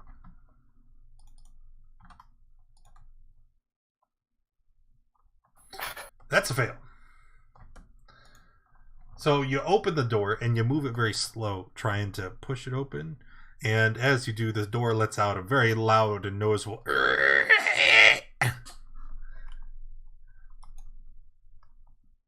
And standing here in front of you is a very large, a very angry looking man with two heads. It holds a club, and one head wheels over to you. Oi! This is my room! Out! Wasn't this Brock's room? The other head speaks up. It's Broog! I am Broog! Broog! Okay. But it also said that's Norb's room. And then the other head looks at you. Me! Norb! Why in Broog Norb room? We aren't sure, to be honest. Wait. Broog? Are they with them? Don't know, Norb. Are they with them? And then they look at you. We sure are. He comes tromping closer, standing right at the door, towering over you, easily 10 feet tall. But you don't look like them. We are new here.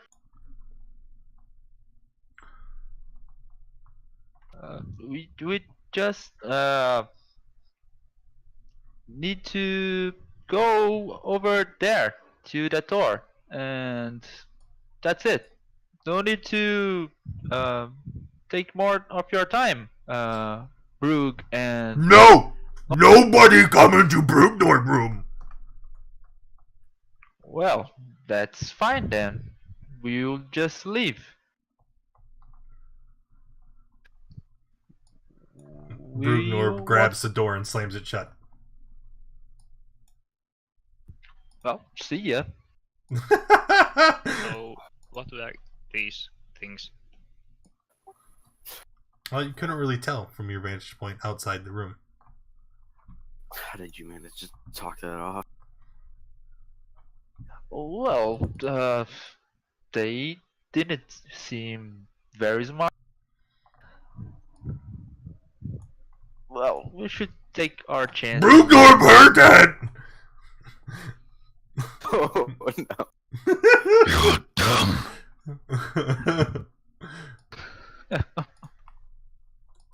Why you say bad things? I have to get used it to using my. We were talking about a different. Different what? That is also called Norb.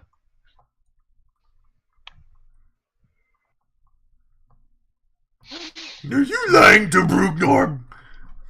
Of course not. He's suspicious of you. I need you to make a deception check. You know, he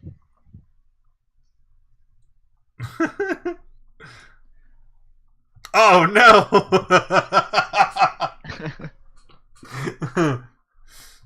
I don't like the mouse man.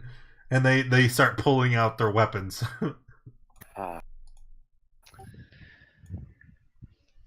Well, Oop, I guess I should clear that, huh?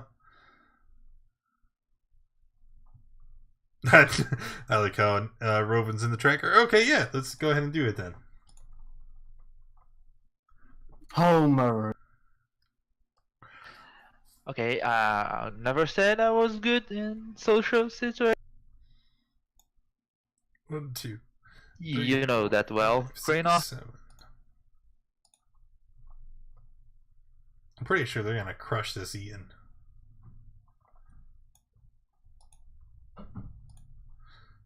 Oops. Ha, I accidentally just skipped.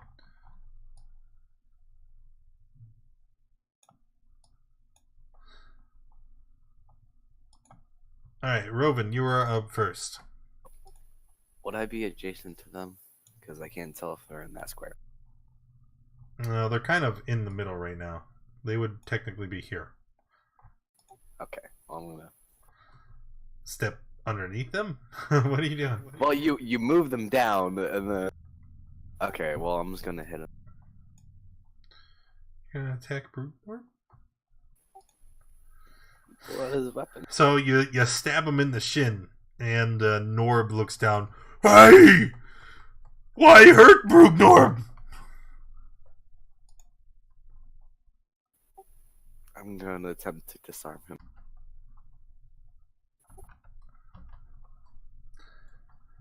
Strength check? Yep.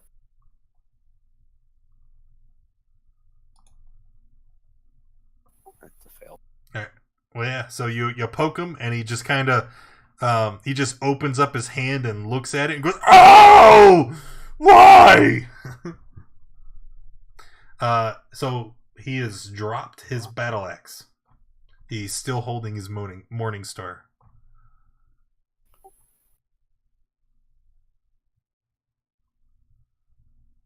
Is that a miss?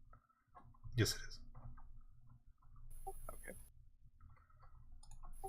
That's my turn. Pikmin?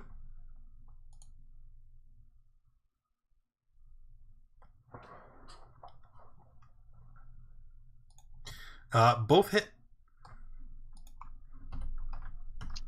Getting a little bit of lag, so I rolled it. Oh, they're there.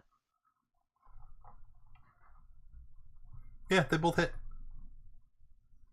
And duck around the corner. Maru?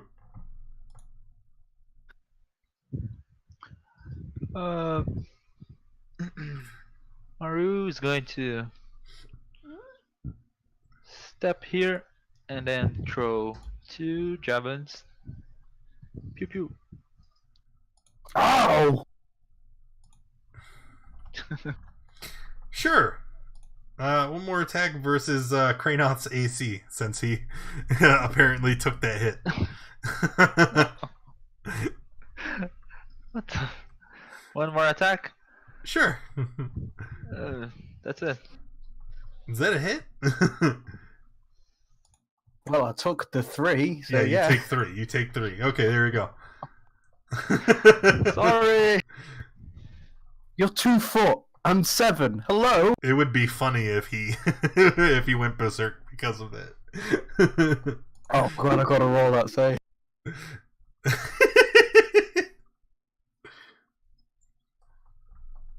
Alex. Alex will just take a step back and throw out another firebolt.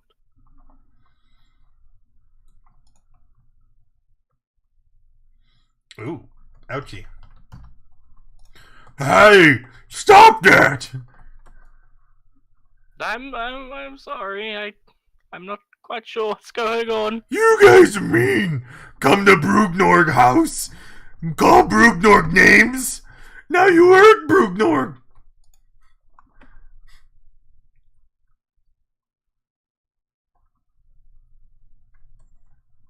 Godfrey?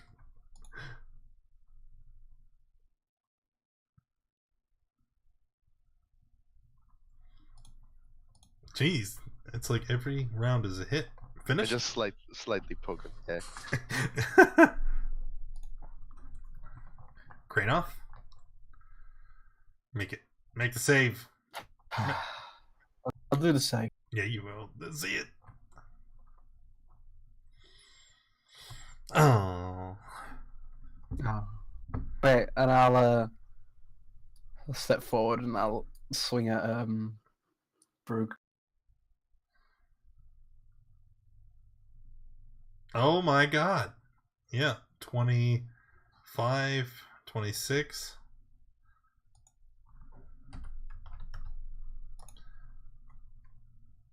Okay, finished? Yes, thank you. Tapio. Okay, my plan is this. I'm going to pick up his weapon that he dug up. What's your strength? 8. But Okay. I have powerful build. That lets you pick up things as if you were one size larger, right? Yes. Yeah, but with a strength of 8. Like, what is that? It'd be like 200 pounds. Like, remember, this is an actual giant, and so his weapons are giant sized. It would be far too incredibly unheavy. Like, you're able to pick it up, but just barely. Now, what do you intend to do with it? I plan to wild shape so it melts into me, so it can use it. It can't use it anymore. That's not going to work. Like, because it's your equipment, everything you are carrying is going to wild shape into you. This thing is as big as you. So, I'm going to rule it one of two ways. Either one, you simply just drop it when you shape, or two, you're going to become a horrible amalgamation, half wood from the club and half creature, and it's going to hurt very badly. I'll let you choose. I'm not taking the weapon. Okay.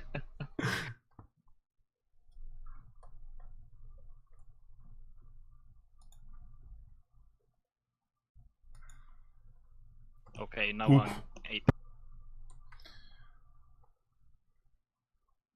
It was a unique idea. That's all. Okay. So Brugnorb is very upset. And he starts shouting, "Why everyone mean to Brugnorb?" And he's gonna lash out with that Morning Star. I love you. And we're gonna hit. Actually,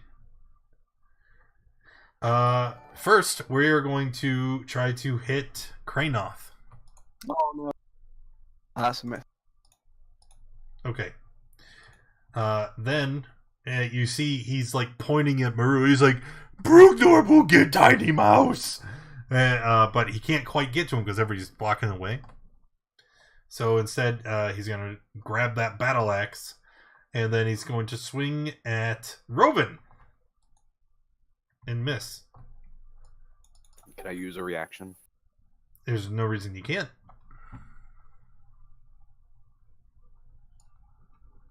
Repost. 15 is a hit.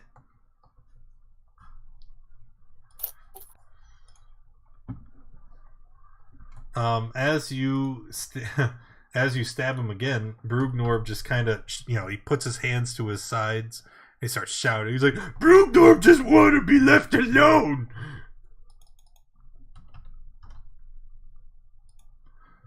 Robin? What is that fucking noise? Like, I don't even have it as a thing anymore.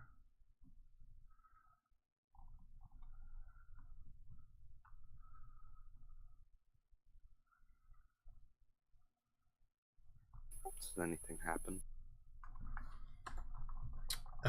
Yeah. You lose your footing while attacking and fall first, head first into the ground. You fall prone and make a con save, please.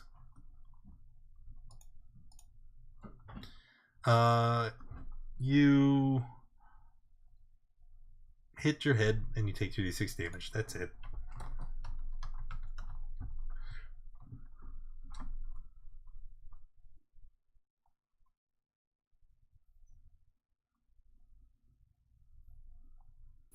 gonna hit him again. Well, I'm gonna stand up first, and then I'm gonna hit him again.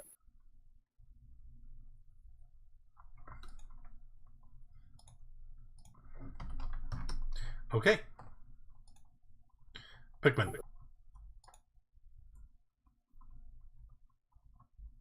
Oh, you hit him 2 more I'm gonna times. round the corner, drop 25 feet to just 10 feet off the ground, and Oh shit, there's nat 20s hanging that I forgot about. Well, Pikmin, there's one for you. Roll another d10. So let's see. Wait. 10, 13, 25. And as the Eldritch Blast hit him, there is an explosion, and you knock the Great Maul out of his hand. Finished? nice. I'm just gonna round back the corner. Now, how do I change this little 3 on my wing so I can reflect my height? Double click your token. So that or is it double click or click? I think it's you just click your token. You open up the menu so you can add the things, and when you hover over the wing, you just hit a number. There you go. Figured it out. Nice, thank you. All right, Maru. If you want to be left alone, then go to sleep. I'm going to attack 2 times, non-lethally. Non-lethally. 2. Okay, both are going to crit. So the first attack hits him, not quite. Second attack is going to knock him unconscious. And he kind of stumbles back and slumps here. Okay, then now that he's sleeping, we can take a look out He goes around to 0, the room and then heals for 5. continue or Okay. Looking around the room, there's crumbling masonry here, huge uncurled pelts, and heaps of picked over bones and refuse fill this large room. It looks like it used to be a kitchen or a bakery at some point, as there's huge ancient brick ovens standing in the middle of the chamber, although most are crumbling heaps of red rubble. And it looks like the insides of these ovens are being used as storage by Brugnorb.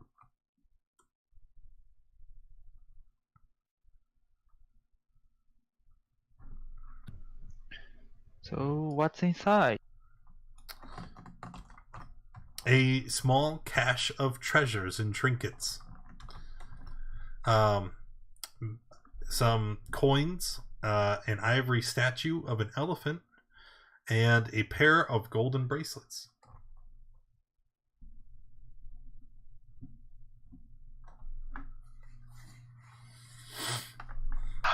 I'll take the 2 gold bracelets, but I'll leave everything else in there.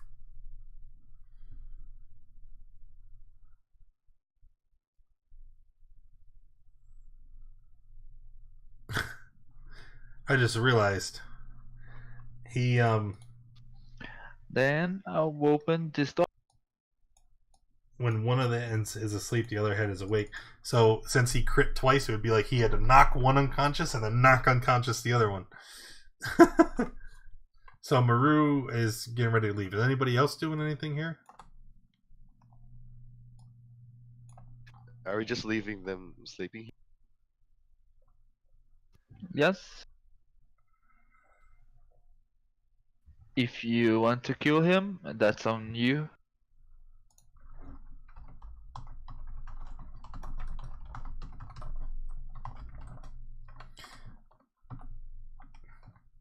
Godfrey is a monster. Why would you say that? How'd you leave murder up to him? What's the D24, Godfrey? Or were you It was rolling like to a- decide whether or not you murder Brugnorb? I was.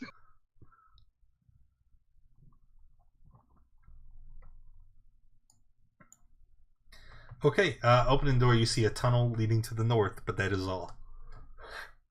We can't stop yawning! Oh!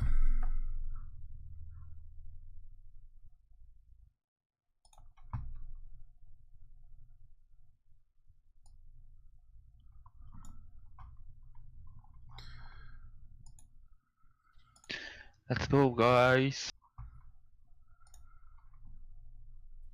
A quick question. Do I have the telepathy and dark vision when I'm able? Sure. Yep. Okay. Because you're still the same person.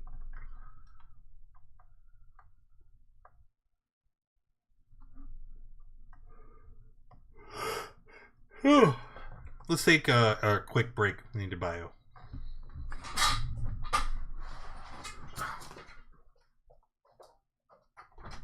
Quick break.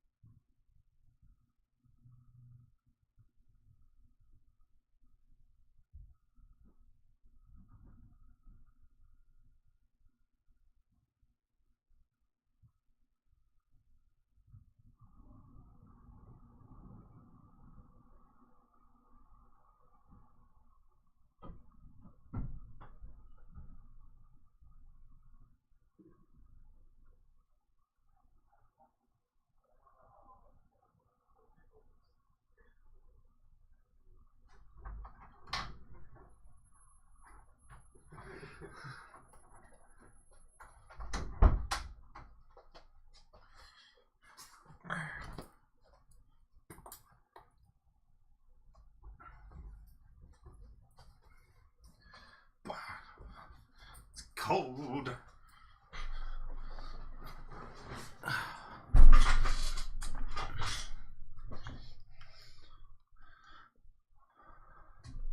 Okay. Everybody here? I'm here. Yes. Yes.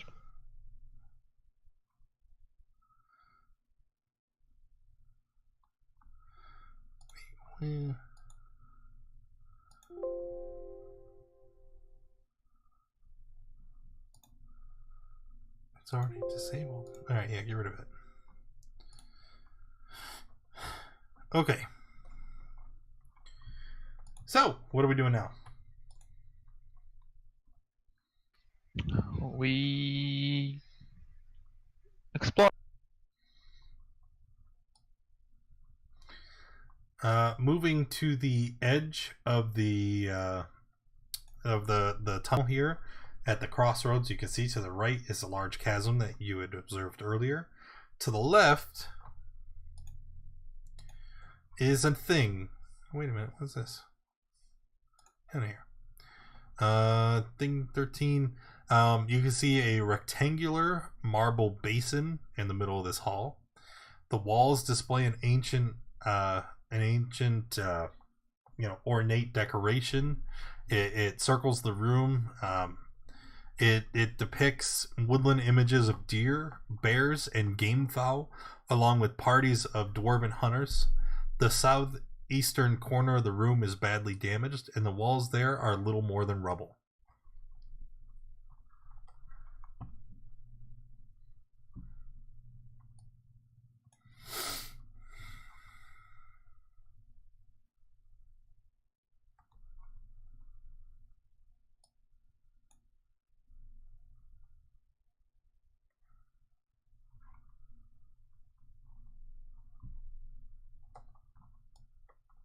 What are you doing?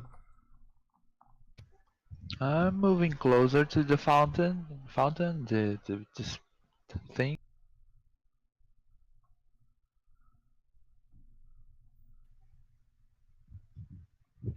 Is this water? Yes, it's water. Can I drink it? Sure. There's no reason not to. The water Okay. doesn't taste particularly good, as it's been stagnant and sitting here for quite some time, but it's not particularly harmful. Yeah, that's good.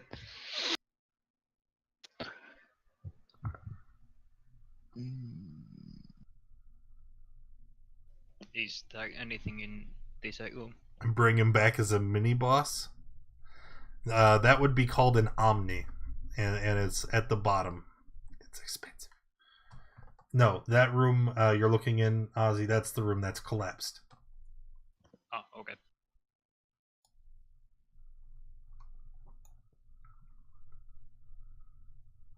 So which way do we go?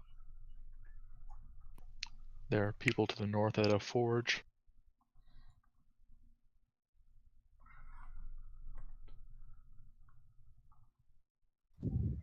Do we go inside now? Or do we check out everything else around it, I guess, before we go north? I mean, if you're planning to kill everything, they're there. They don't see us. Alright. Eventually they will.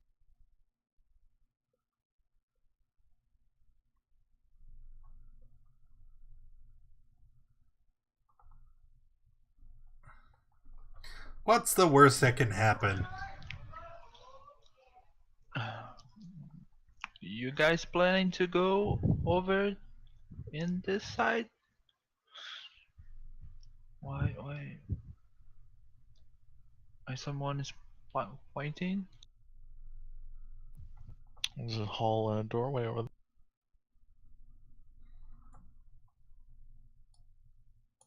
As you guys are standing here, the doorway to the north opens. And a Duergar, wearing thick gloves and holding a pair of iron tongs, on the end of which is a piece of molten metal, comes through the door and starts walking towards the pool of water. Or at least that was his original intention. But after he opens the door, sees all of you standing around, he quickly turns and shouts a warning to the others within the room. Roll initiative.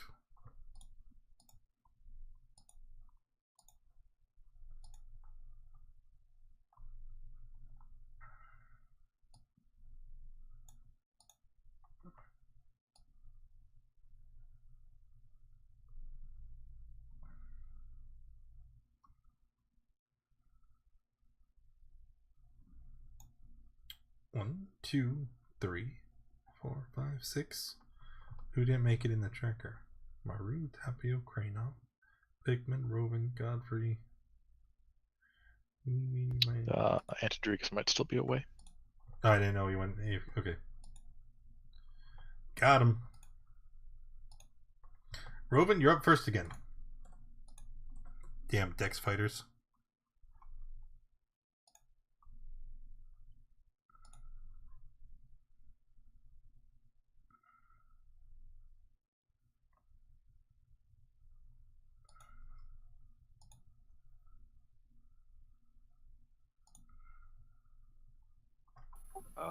I run up and I attack him with my rapier.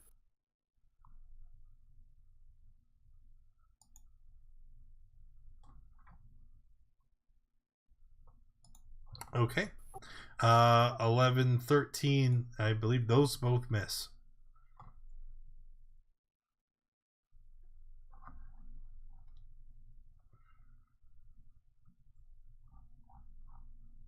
And I hit him once more. Okay. That's it. Cranoff?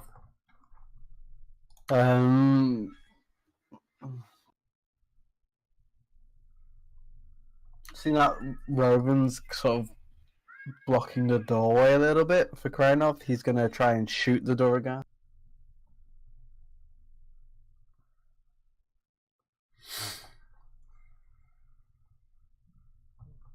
Second one will hit. Um, Does Pharaoh might apply to any attack, or I thought it was just melee?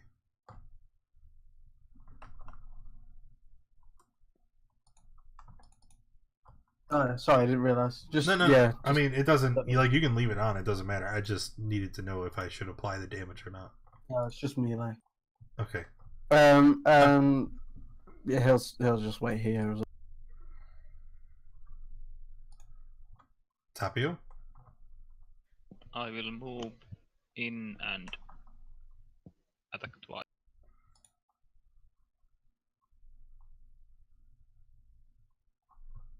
First hit is going to kill it. And then he drops the tongs he was holding, and that hot ingot falls to the ground. Okay, that's all. Maru? Maru is going to move to here, and then he's going to open this door. And that's my turn.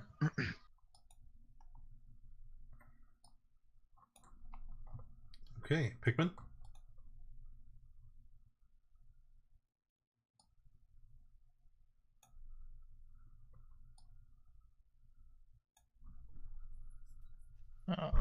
Pop around the corner. See that guy? Shoot that. Which guy? Because as you look, the Duragar are hostile. The other creature is just standing there with her hands in her pockets. Oh, okay. Well, then I'm definitely going to shoot the Duragar and then roll back. I should have just let you attack it. Damn it. 27, 8.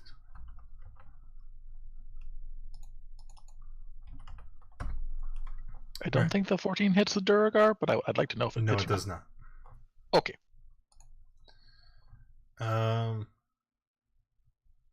gonna guess Antidrugus isn't back.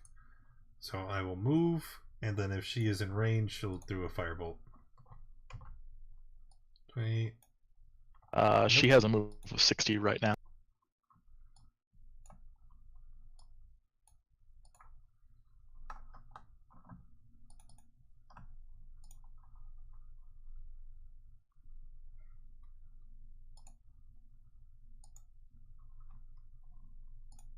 I'm good at this game.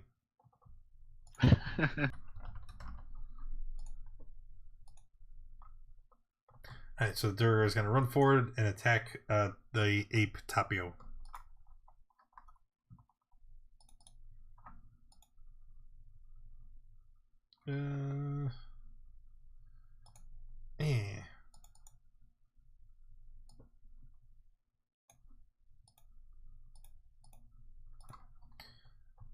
Is 14 a hit versus you in ape Yes, form? it's- Yeah, okay. Alright. 12 AC. Godfrey?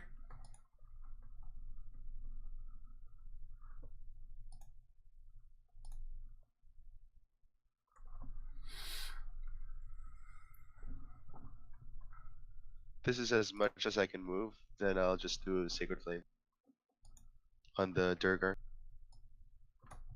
Okay.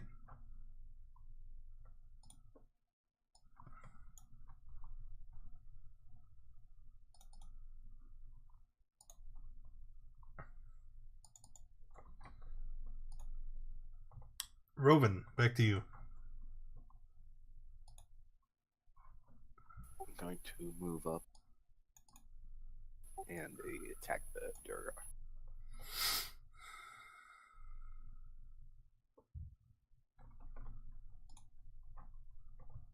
Miss. Oh my god.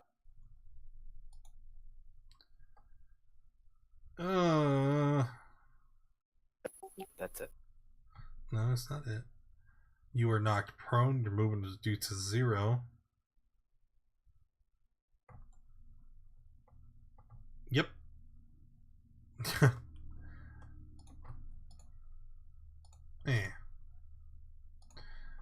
Kranoff?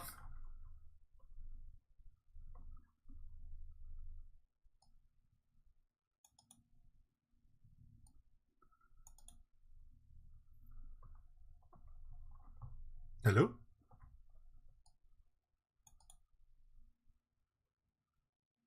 Dead. Tapio. I'll just make attacks with my fist. Alright, the second hit is going to knock the Durgar out. Combat is over.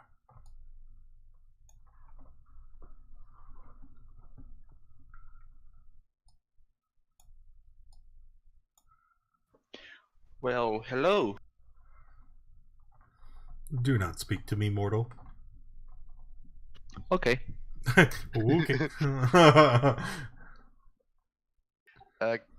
Were they making weapons or something, or just like, can I see what they were doing? Yeah, actually, when you stand here, the woman continues just working quietly all throughout the fight and even now. And you can see that yes, she is definitely making weapons.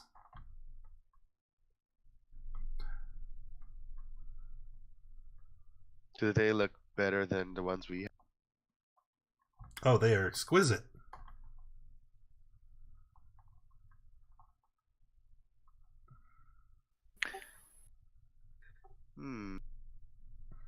Are there weapons, like, just currently already made weapons lying around? If you look at the tables in the room, you can see that the weapons, the tables are lined with weapons of all different manner. Nice. A rapier. Of course there is. Of course. Well, I'm gonna set my slightly broken rapier down and... I would advise against that, mortal. Why? If you take anything from here, I will be forced to deal with you, and I'd rather not waste the time.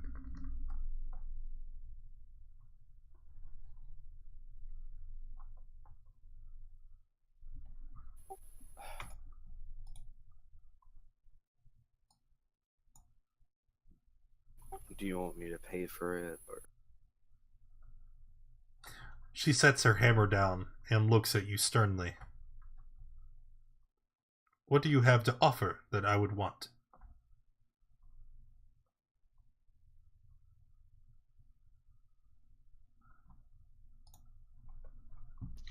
Do you like jewelry? Jewelry? Jewelry. Yeah, I have this two gold bracelets. Merely Would a you- trinket. And yes, some. She holds up her hand and she makes a small twirling gesture. And as she does, you see very fine jewelry kind of form into existence. I am a Tao creature. I wish it so, and it is. So I ask again, what could you possibly offer me in exchange for one of my weapons? I mean, I have gold. That's about She it. looks at you again. Obviously, you didn't get the message. She holds her hand up and she waves it, and a bundle of gold appears in her palm. I believe then that you have anything you would ever want. So This over and over again.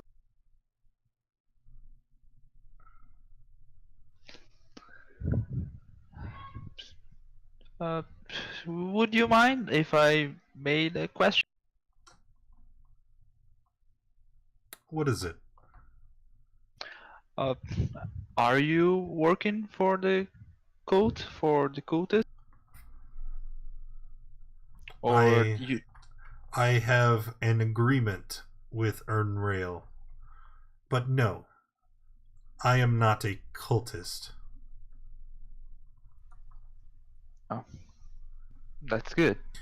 He compensates me well and gives me an opportunity to work my craft.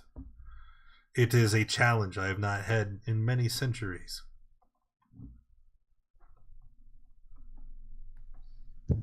So What's you, that compensation? If you mind answering me. Materials, tools, the building blocks that I would require to make exquisite things. I like very nice things. you like tools? I mean, He gave me this forge. Oh, so specifically placed above the elemental node of earth and fire. It allows me to make the finest items ever to be seen in this realm. And then he brings me ore, iron, raw materials to shape and bend.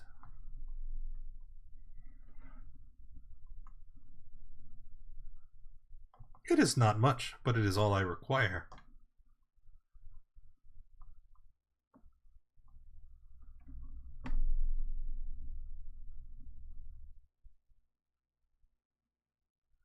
Well, doesn't look like we have anything to offer to you. So we will leave you alone. I have some jewelers tools. You could create some fine jewelry with them. She eyes you narrowly. She says, And what would you ask of me? I need a weapon. You have a weapon. I need a fixed weapon. I need my weapons fixed. She holds out her hand. I will do this. So I hand her the what you cut out. I'll hand her the tools and the weapons. And she lays it out on her anvil, and as she kind of rubs her hand along the blade, and you see it begin to glow fiery hot. And then she begins to hammer away. Return in an hour. An hour.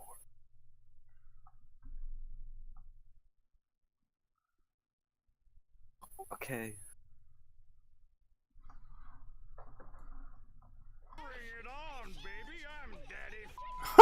He did it!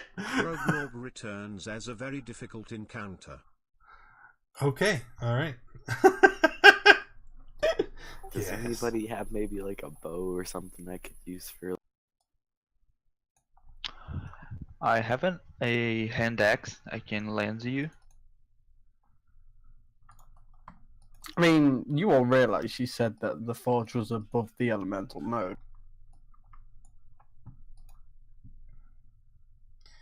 So let us change some things. Yes. Give him an AC that is higher. I believe all of this temple is above the elemental node.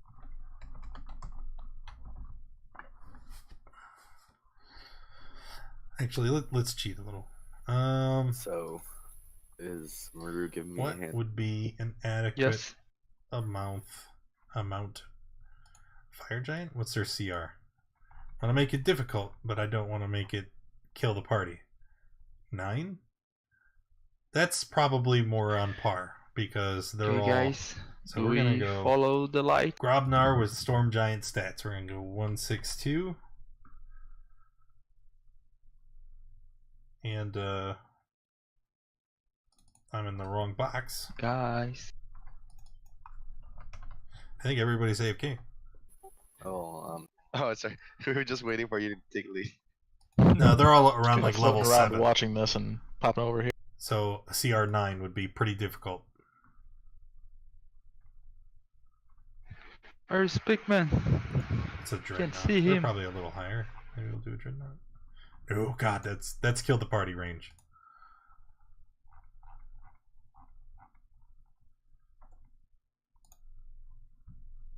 Okay, 162. if no one is going to take the lead, I'm going to come to here. Just give me 1 second. 1 second. I gotta work on something. Okay. Almost Honestly, finished. Can we just wait around for an hour? Yeah, you could do that. Asking the party if they were okay with.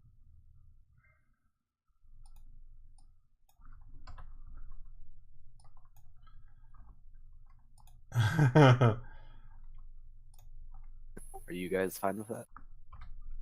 Yeah. Yeah. Okay. Okay, so if you wait around for an hour, that would constitute as a short rest. You can roll hit dice if you need it. I want to give my hand axe back to Maru. Or his And hand axe. as you're waiting around, you hear something. Wait, it wasn't one. Something large approaching from the south. Oh no, I gave the weapon away.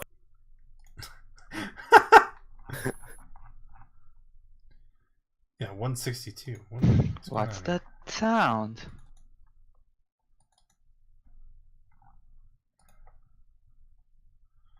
Oh, it says 162. 162. 162.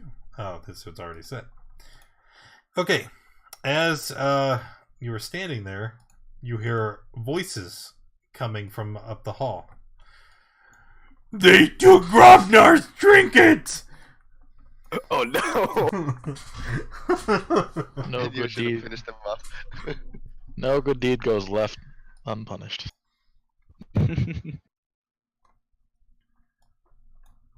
Grobnar rounds the corner, and he looks somewhat even bigger than you remember. I mean, he was large before, but now he is positively towering over everybody. He's wielding his weapons, and as he stares at you, his teeth are gritted in rage, and there are tears rolling down his face. Look what you did now, Maru. What? I left him alive? Should I have killed him? As he looks over at Maru, he sees that you have his golden bracelets. Those belong to Grobnar! If you want them, I can give you back. 1, 2, 3, 4, 5, 6, 7. That's gonna be it. Oh, I'm up. Yes, you are. So you actually beat kind Robin of- for once. Right? Had to roll 20 to do it. Kind of startling away. I'm going to cast Hex. And blast him. Oh, my. Oh my god. What that damage though? 8, 12, 17. And spell crit table. You feel it is imperative to press your advantage, but maintain your awareness of the surroundings. You can choose to gain advantage on your next attack roll against Grobnar, and if you do though, Grobnar will have advantage on attacks against you. I like how we're just butchering his name now. It's Brugnor. Yeah, I'll take that, but I'm also going to back up.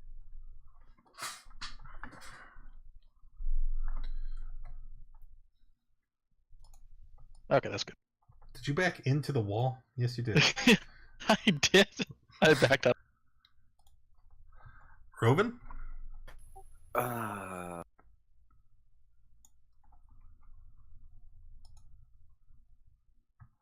That is a miss. And so is that. Are you trying to punch it? I may have already gave the weapon back. Tapio? I will move and I Wait. use my bonus. Wait. How long? What's your wisdom score? My wisdom. Yeah. It's 18. Okay. No. I meant your mod. I'm sorry. No, I'm trying to figure. How long can you stay in wild shape? Is it like? There any kind of limit? Yes, there is. It's half your druid level, something like that.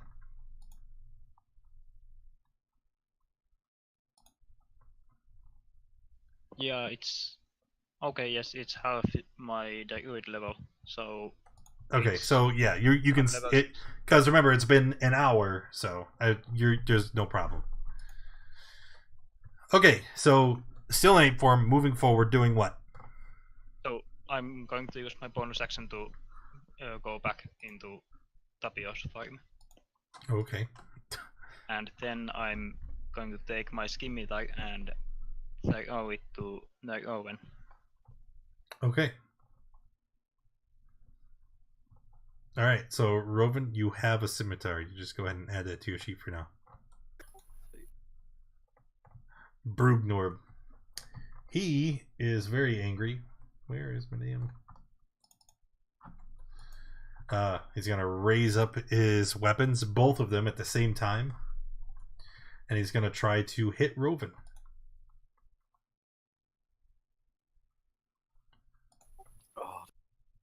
Oh my god.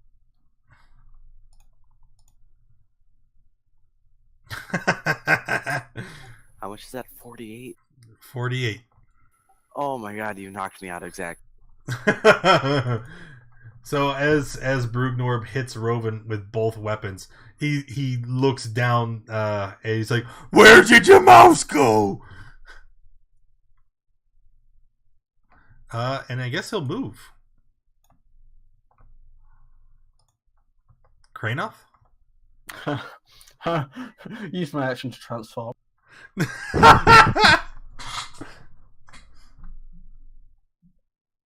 And growl at him for my free action, because that's all I can.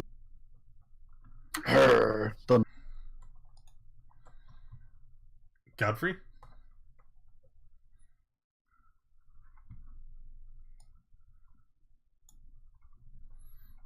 I'll just swing.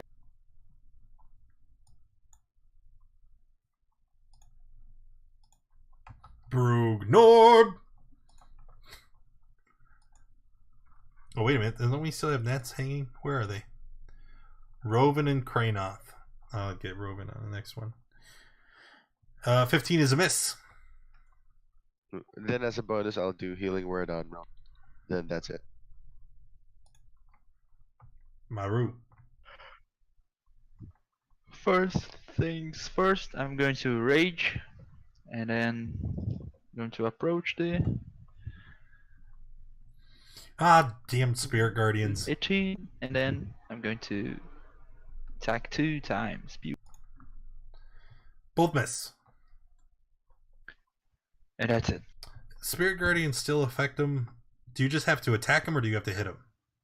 Let me see. Okay, while you check, I'm gonna move the Pikmin.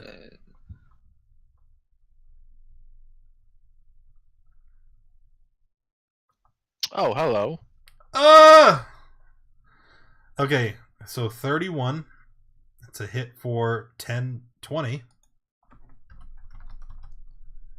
And your spell strikes with extreme force. Roll an additional set of damage dice above and beyond the normal crit. So that'd be a D6 and a D10. Oh, or you could just, do that. Wow. You suck. I know. I'm hitting. I'm just not hitting for much. And then another 13. Alright, finished? Yeah. Roven. I have a question. What size is he? I believe he is large.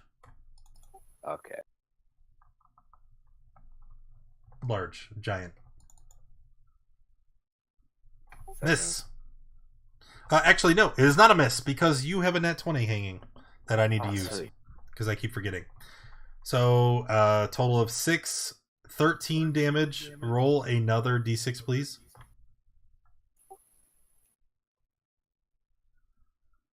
Also, I'm going to use the superiority dice. Why did you roll 2d6? Oh, did I roll 2d6? Yeah. I pressed the wrong button. So 6, 12, 19. You want me just to re-roll or? No, just come on. Okay.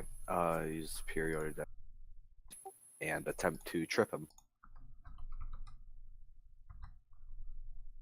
Why? Are you sure? Yes.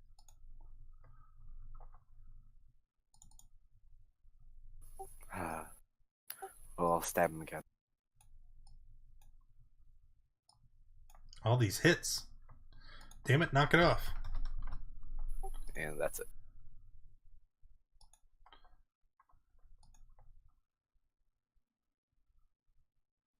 I will disengage. Look, Yoda, all those crits you gave, they're killing Brugnar!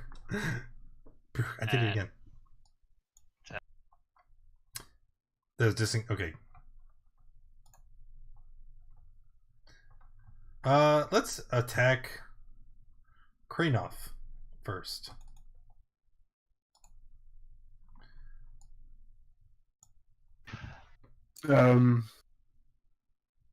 Ow.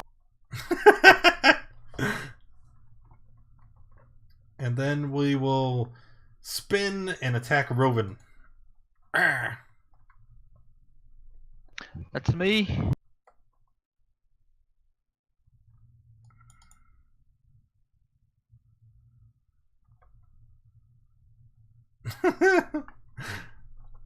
As he attacks, he looks to the mouse. He's like, "Give me back my bracelets! They're my trinkets!" Kranoff, need a wisdom save, please?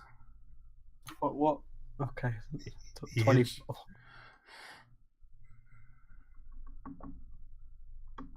So is it 12? Nope, passed. Nat 1. I will swing. That's the spirit.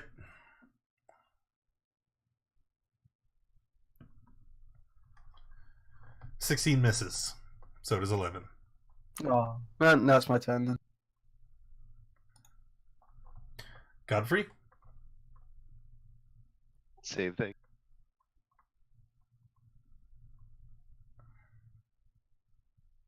Ooh. What is with all these crits?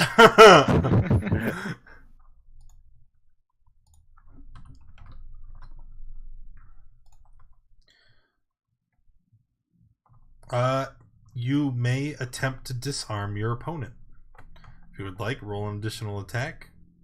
And if it hits, you deal no damage and knock his weapon out of his hand.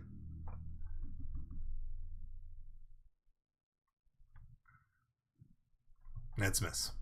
It's a miss. Maru. Okay, first I'm going to take out the bracelets and throw them at the 18, and then I'm going to attack 2 times. Pew pew. One at a time, because your first one is a nat 1. Some mischievous Twitch god has gifted you with a nat 1. So your fumble on the first roll, as you attack, you begin to fear that Brugnorb is the superior combatant. You have disadvantage on your next attack roll against your target. Okay. So then that second roll, you would have disadvantage. Still hits. Still a hit. Okay. There, you can have it. Now go away.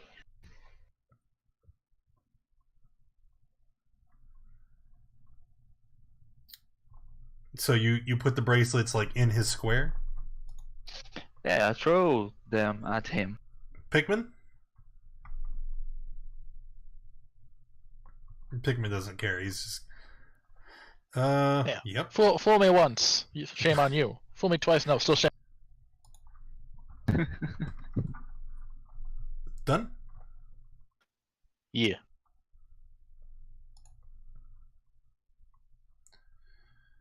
Rovan.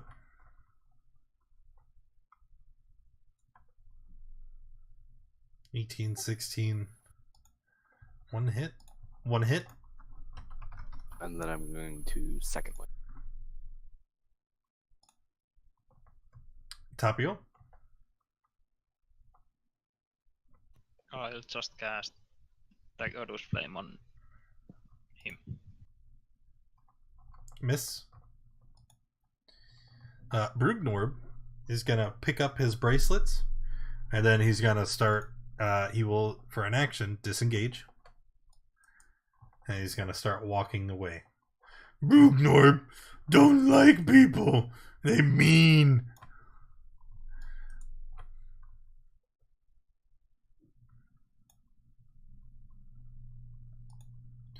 Kranoth? I guess the question is, are we gonna continue chasing Brugnorb, or? Yeah. No, I don't want to kill him, so...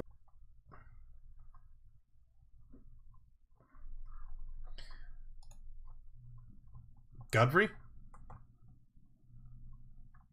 I guess we'll give everybody a turn to see if they want to pursue.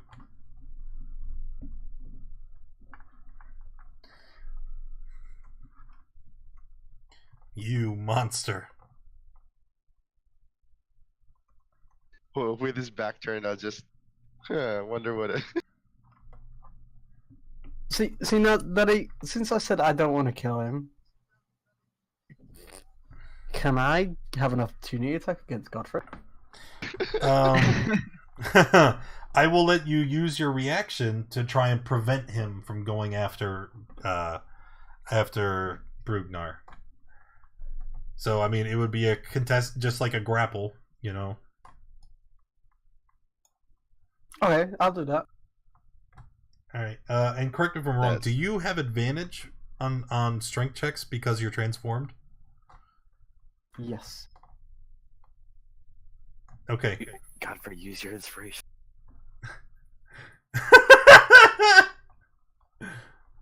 You have advantage on strength checks and strength saving throw. All right, you both roll strength athletics.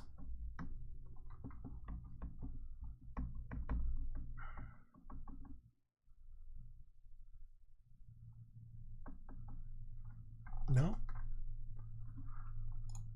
Did I just get disconnected? If I use inspiration, that's advantage? Is that right? Yes.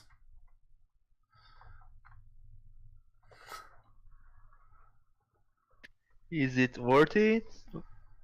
Yes. Dang it. So even with if he had used it, obviously he doesn't beat 27. So you try to go after him, but you are grappled and unable to move from the spot as Kranoth grabs you.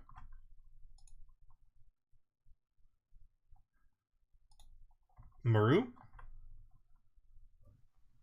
Maru is going to take a look, see that he's gone, and then he will go back to... If they don't chase him, that's it. I can have him come back one more time! Ha ha! Pikmin? This is the one. He'll fly over there. Scoff walk while you're all indecisive children. You'll reap this. You're one way. That's my turn. Robin? I'm just gonna walk away. I'm in no shape. I'm in no shape. You already... Okay. Tapio. I'm not going to go after him. Okay, then we'll end combat there. It's been at an hour, correct? It has been an hour.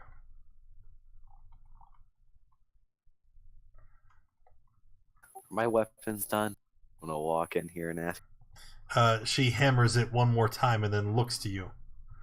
Do not rush me, child. Well, you said an hour, and it's been an hour. She walks over to you with your rapier in her left hand. She reaches out with her right hand and grabs you around the neck.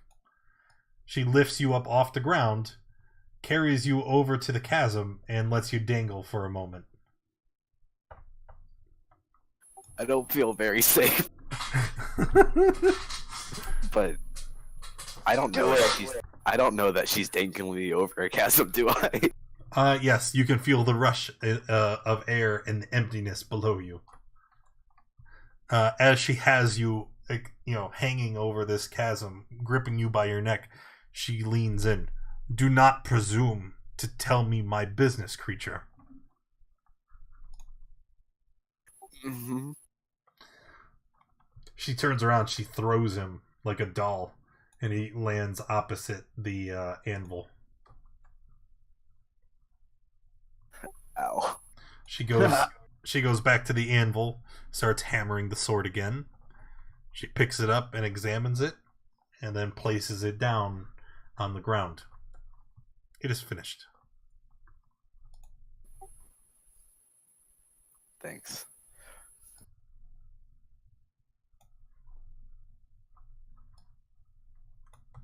Your weapon was a +1 rapier before, right? Yes. When you receive it back, you see that it's been worked even better than it was before. The blade looks exquisitely sharp and is now a +2 rapier.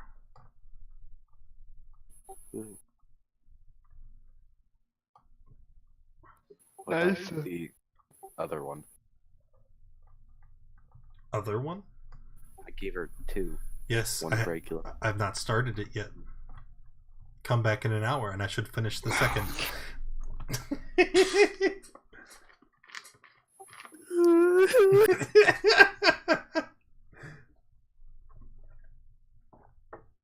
Another short rest? Another short rest.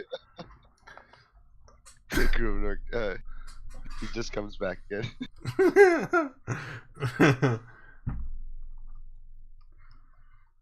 What would you guys like to do? Wait another hour. No! I'm going to open this door. This door, you say? Yes.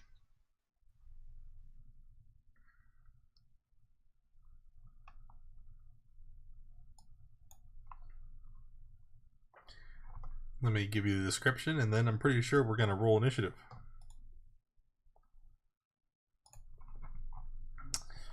Uh, 14.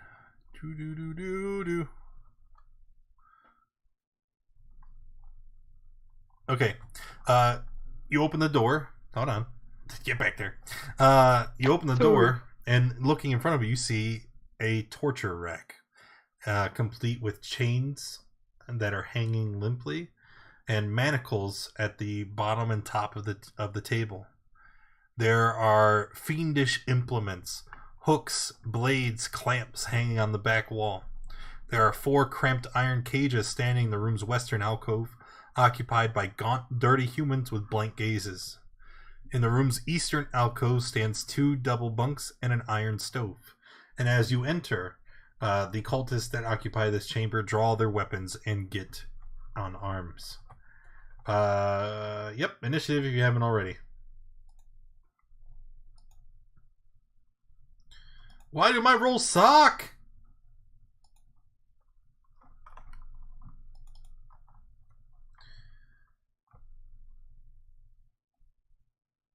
Oh, do we not have a handout for the stone melders?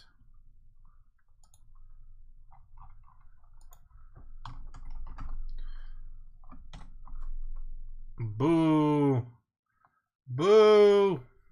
Creatures and monsters, player handouts. Nope. Okay.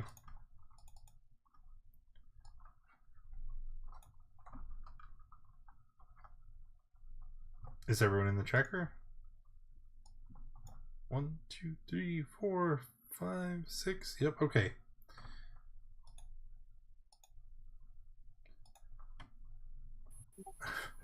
Rovin, you're up first. Can you dual wield a scimitar? Is it a light weapon?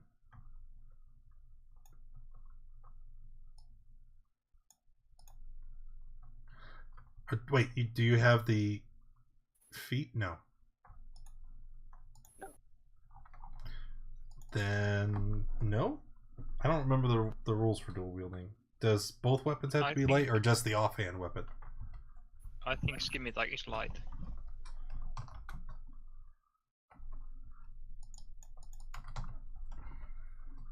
Oh, I'm gonna check. No, it's a martial weapon. That doesn't mean anything. What am I talking It about? says it's a finesse and the like. Okay, yep. Then you're good to go. You can dual wield. You're a martial weapon. What's up, Disco? How you doing? You missed all the shenanigans earlier. Gonna hit this first one. Okay. 14 for 11. That is a dead cultist. Maybe. I can hit the button. You good? That's all I can do. I mean, I can't move. Alright. Tapio. Okay, I'll move in. Alright, see ya, Disco.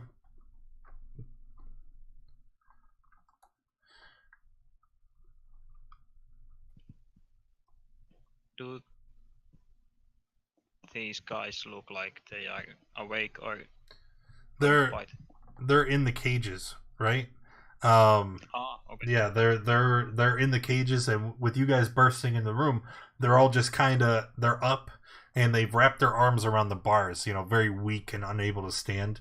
But they're looking expectantly, and some of them are even letting out small, hoary cheers, like "Go on, get him! Come on!" Okay, I will move next to this one. I will use my inspiration and attack vigilance.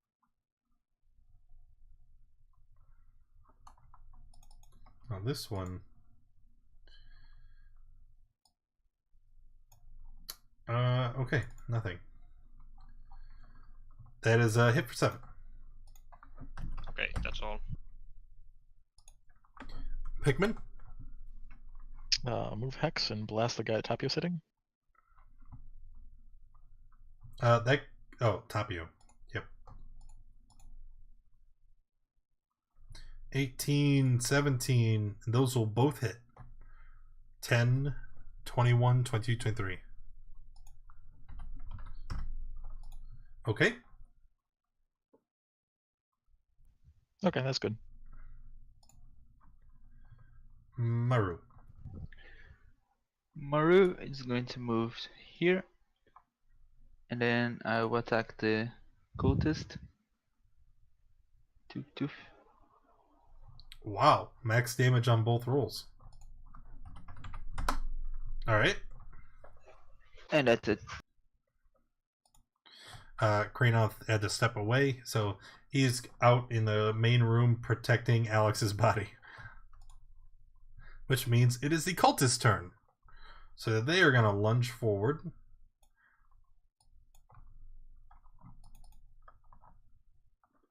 Why is Roll20 so laggy today?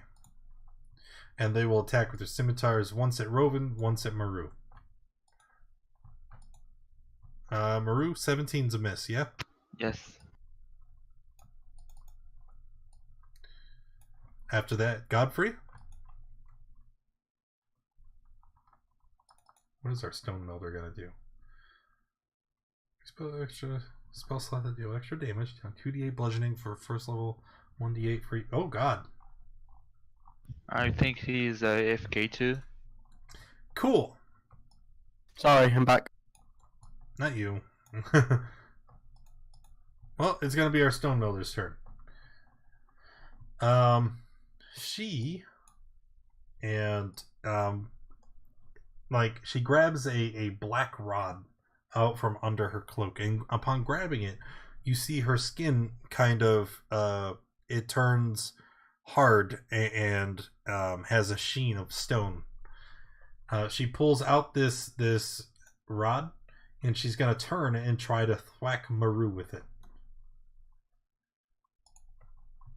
10's a miss.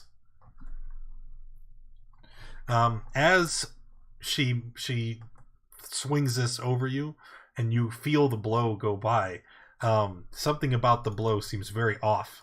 It has much more weight and power behind it than something so small should. Rovan, you are up next. Attack this one above. Holy crap. Yep, that's a dead guy. Okay. Second attack? Yep.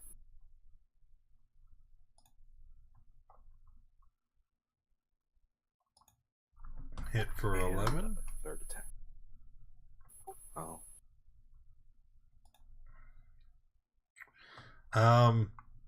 You have disadvantage on your next attack.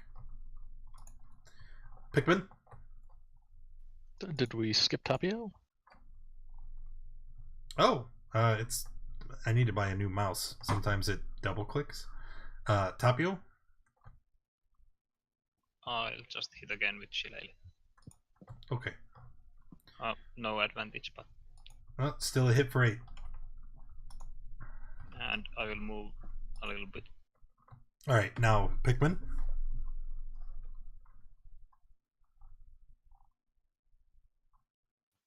First blast at the. At the who? The stone melder. Okay, before you do anything else, that will kill the stone melder. And when she dies, you can see that. Remember, her skin had turned to stone. Well, that seems to go more than just the surface level now, as her entire being is turned into a statue. However, that statue then explodes in a burst of rock and shards, and there's a smoking pile of rubble left in its place. I need everybody within 10 feet of the stone melder to make a dex save, please.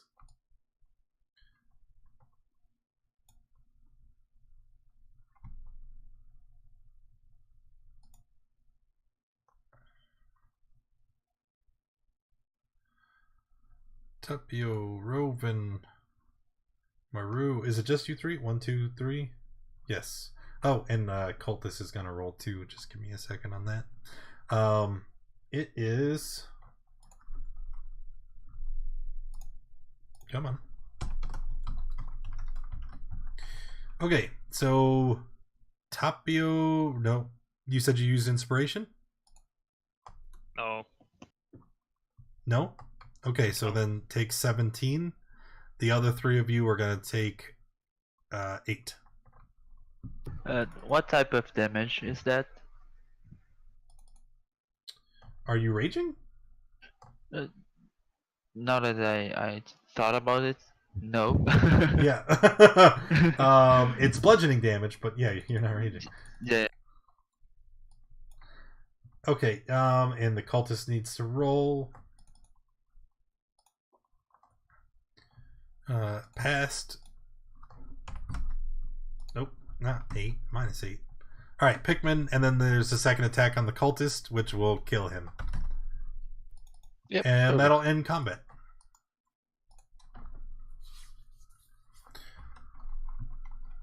So standing here now, you see the prisoners holding their arms through the bars. Release us!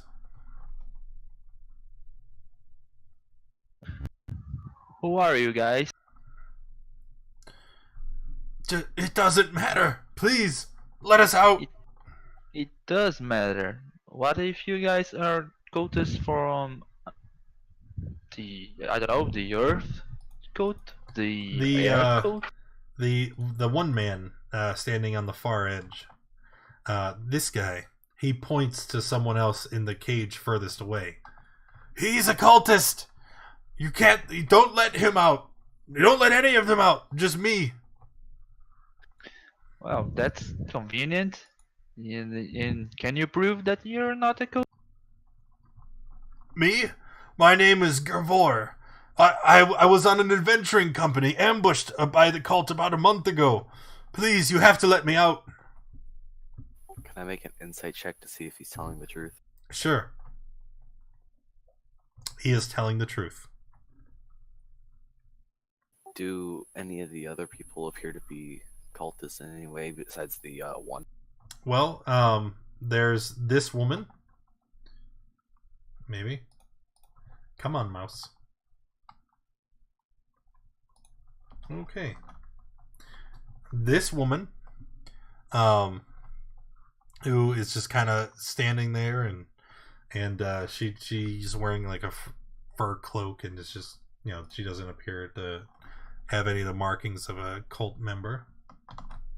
And then there's this guy, and he's standing there, and he definitely looks like an unsavory character. I just realized I can't actually see any of No, but it's good for the rest of the party now, right? Yeah. They all look suspicious to me. Well, the man in the top, this guy, he begins to shout. He's like, "Come on! If we're in these cages, we're obviously no friend to the cult. Please, just let me out." And he's in the Black Earth armor. He's currently wearing Black Earth armor. Aren't you fairly well armored for a prisoner? Look, okay, I was a member of the cult, but I am not anymore. Just please let me out. You don't know what they've done to us. Did we let them out?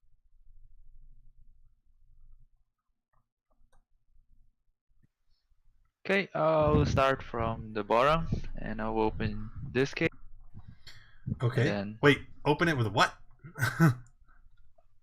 I don't know if with a key that I can find inside this room, or if not, I can break the cage.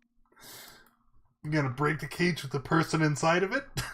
Yeah, don't check the one guy. Oh yeah, there you go.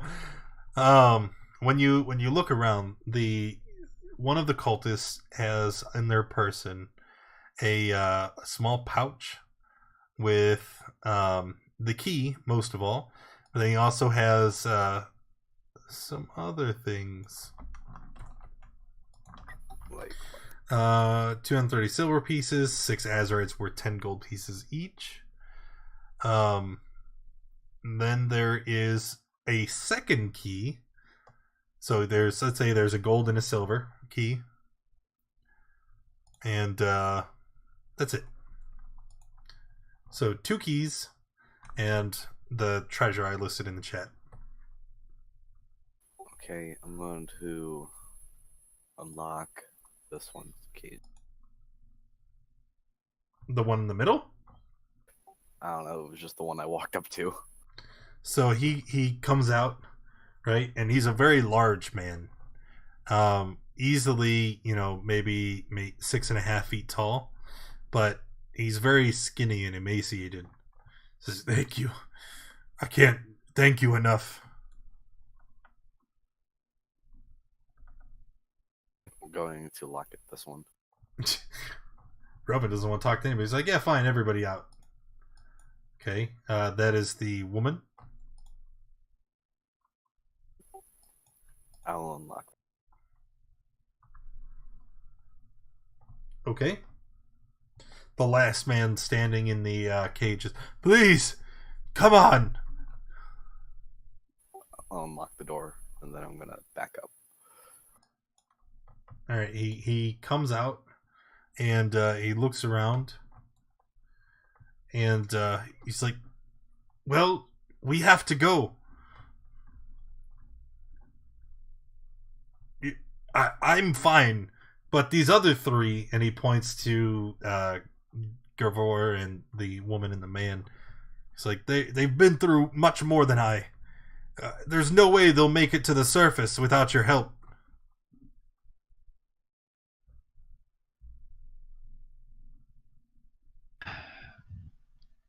Do we have time to escort them up? Insight check what he's saying. There's no insight check necessary. You can tell just from the shape that the other prisoners are in that they've been in a lot of, they've been through quite an ordeal. They're far too weak to try and escape on their own. And it's much too dangerous to just leave them here. Take this.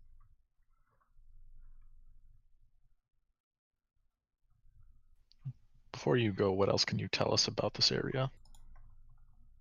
What can I tell you? Not much. I was just a lowly bandit, and we were approached by the cult for, they said that they would make us stronger, give us tools to be better bandits. Ha! So I joined. Yeah, I did. But I didn't believe any of this elemental garbage, and I have never been down to this level before. So what did they put you in here for? Well, like I said, I don't buy into their religion, and he makes air quotes. I received an order from a commander, and I didn't agree with it, so I started a bit of a kerfuffle. They threw me down here to reprogram me, is what they called it.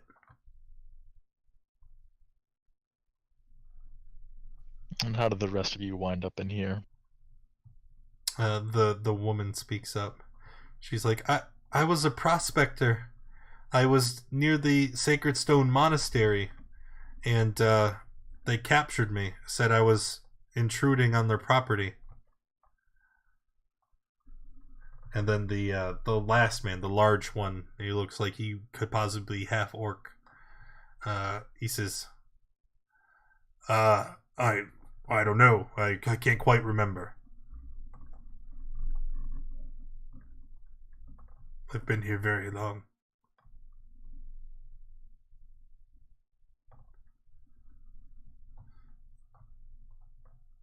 Insight. There's something he's not sharing. Having been kept in solitary confinement, you really brood on the thing that put you there. I don't know that I believe. Look, I was a mercenary, right? I went on a job, and then when I came back from the job, I remember someone hitting me in the head, and then I woke up here. And what was the job?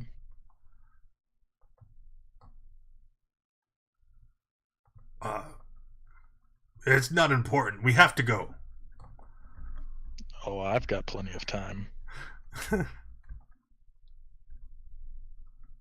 Go ahead, you can tell us the job. I mean, we've done you right by you and let you out. Well, yeah. I mean, we're all friends here, right? Well, I didn't. I mean, there's no reason to hurt me, Pikmin. Oh, that was a mistake. What? I don't know you, but you know me. Yeah, well, yeah, you guys are the heroes of Red Larch. Restrain this one.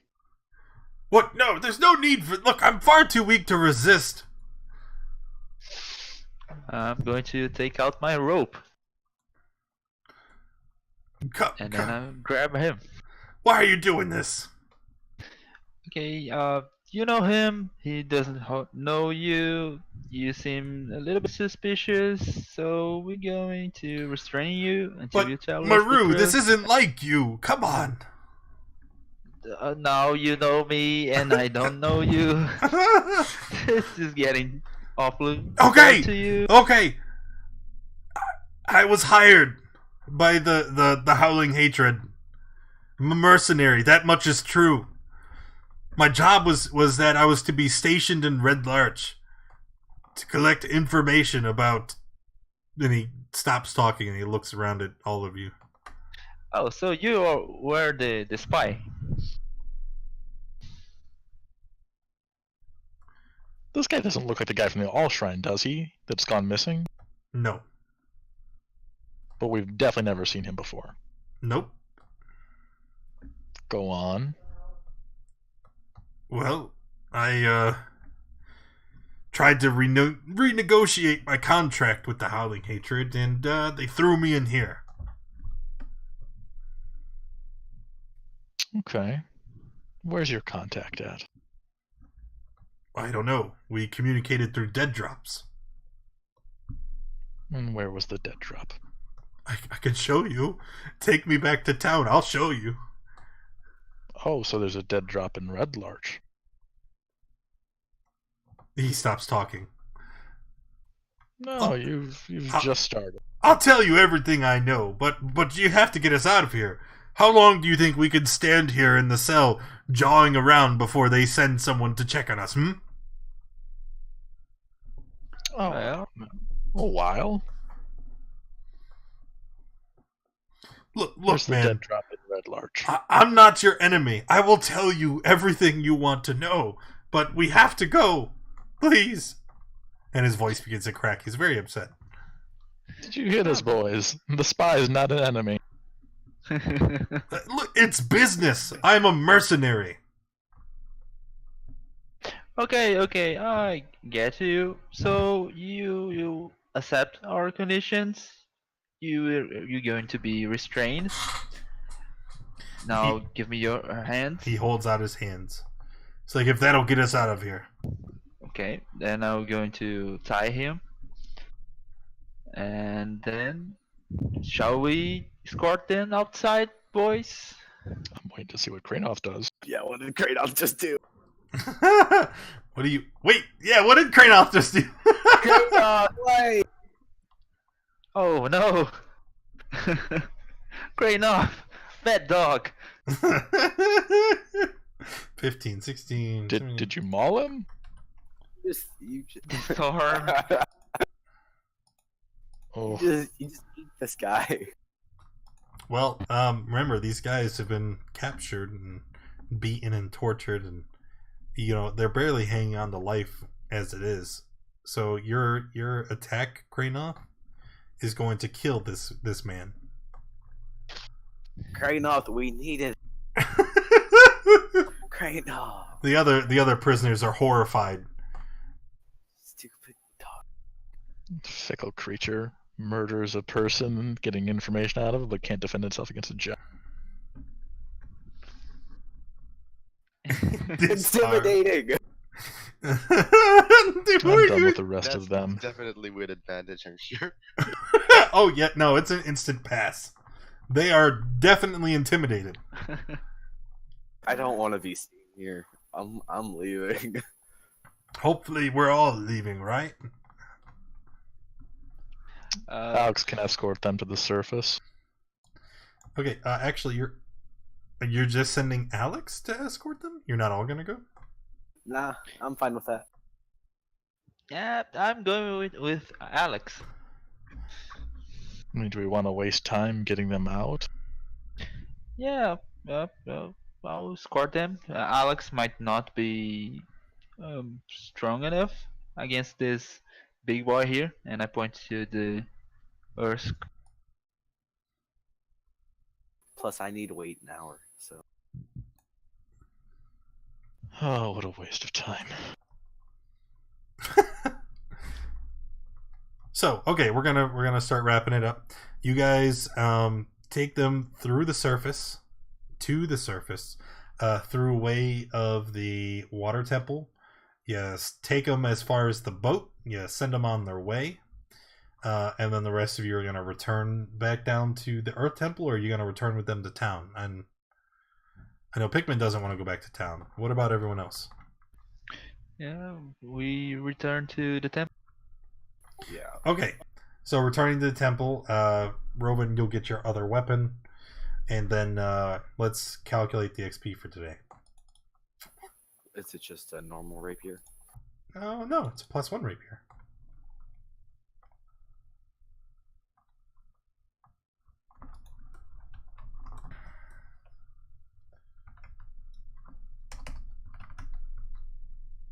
Plus...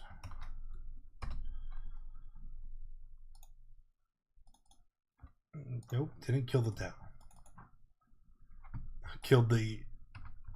well, we killed the Eaton, and then we gave him Fire Giant stats. Although he didn't quite have Fire Giant attack, so it's fine. We'll still count it.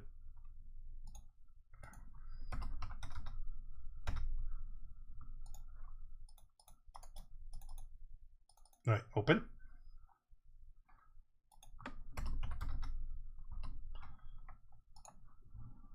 And there were 3 bullets. So, oh shit.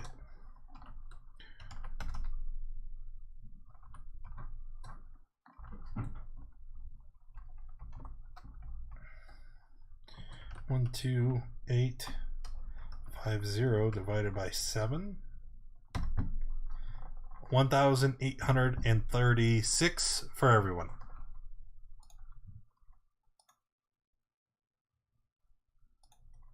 And thank you for coming and hanging out, everybody. Appreciate you being here. If you enjoyed the stream, make sure you hit that follow button. If you haven't already, make sure you join us in the Discord. It's where we organize all of our games. That's where we hang out through the week. And if you want to get involved in D&D, you want to learn how to play, join us there. Also, check out the schedule so you can see all the days we play throughout the week. And coming up very, very soon, I'll be over on Encounter Roleplay for the Heroes of Fate. Should be a pretty good time. Make sure that you hang out for that.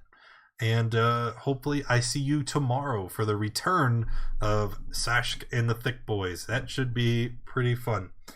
All right, everybody. I will see you later.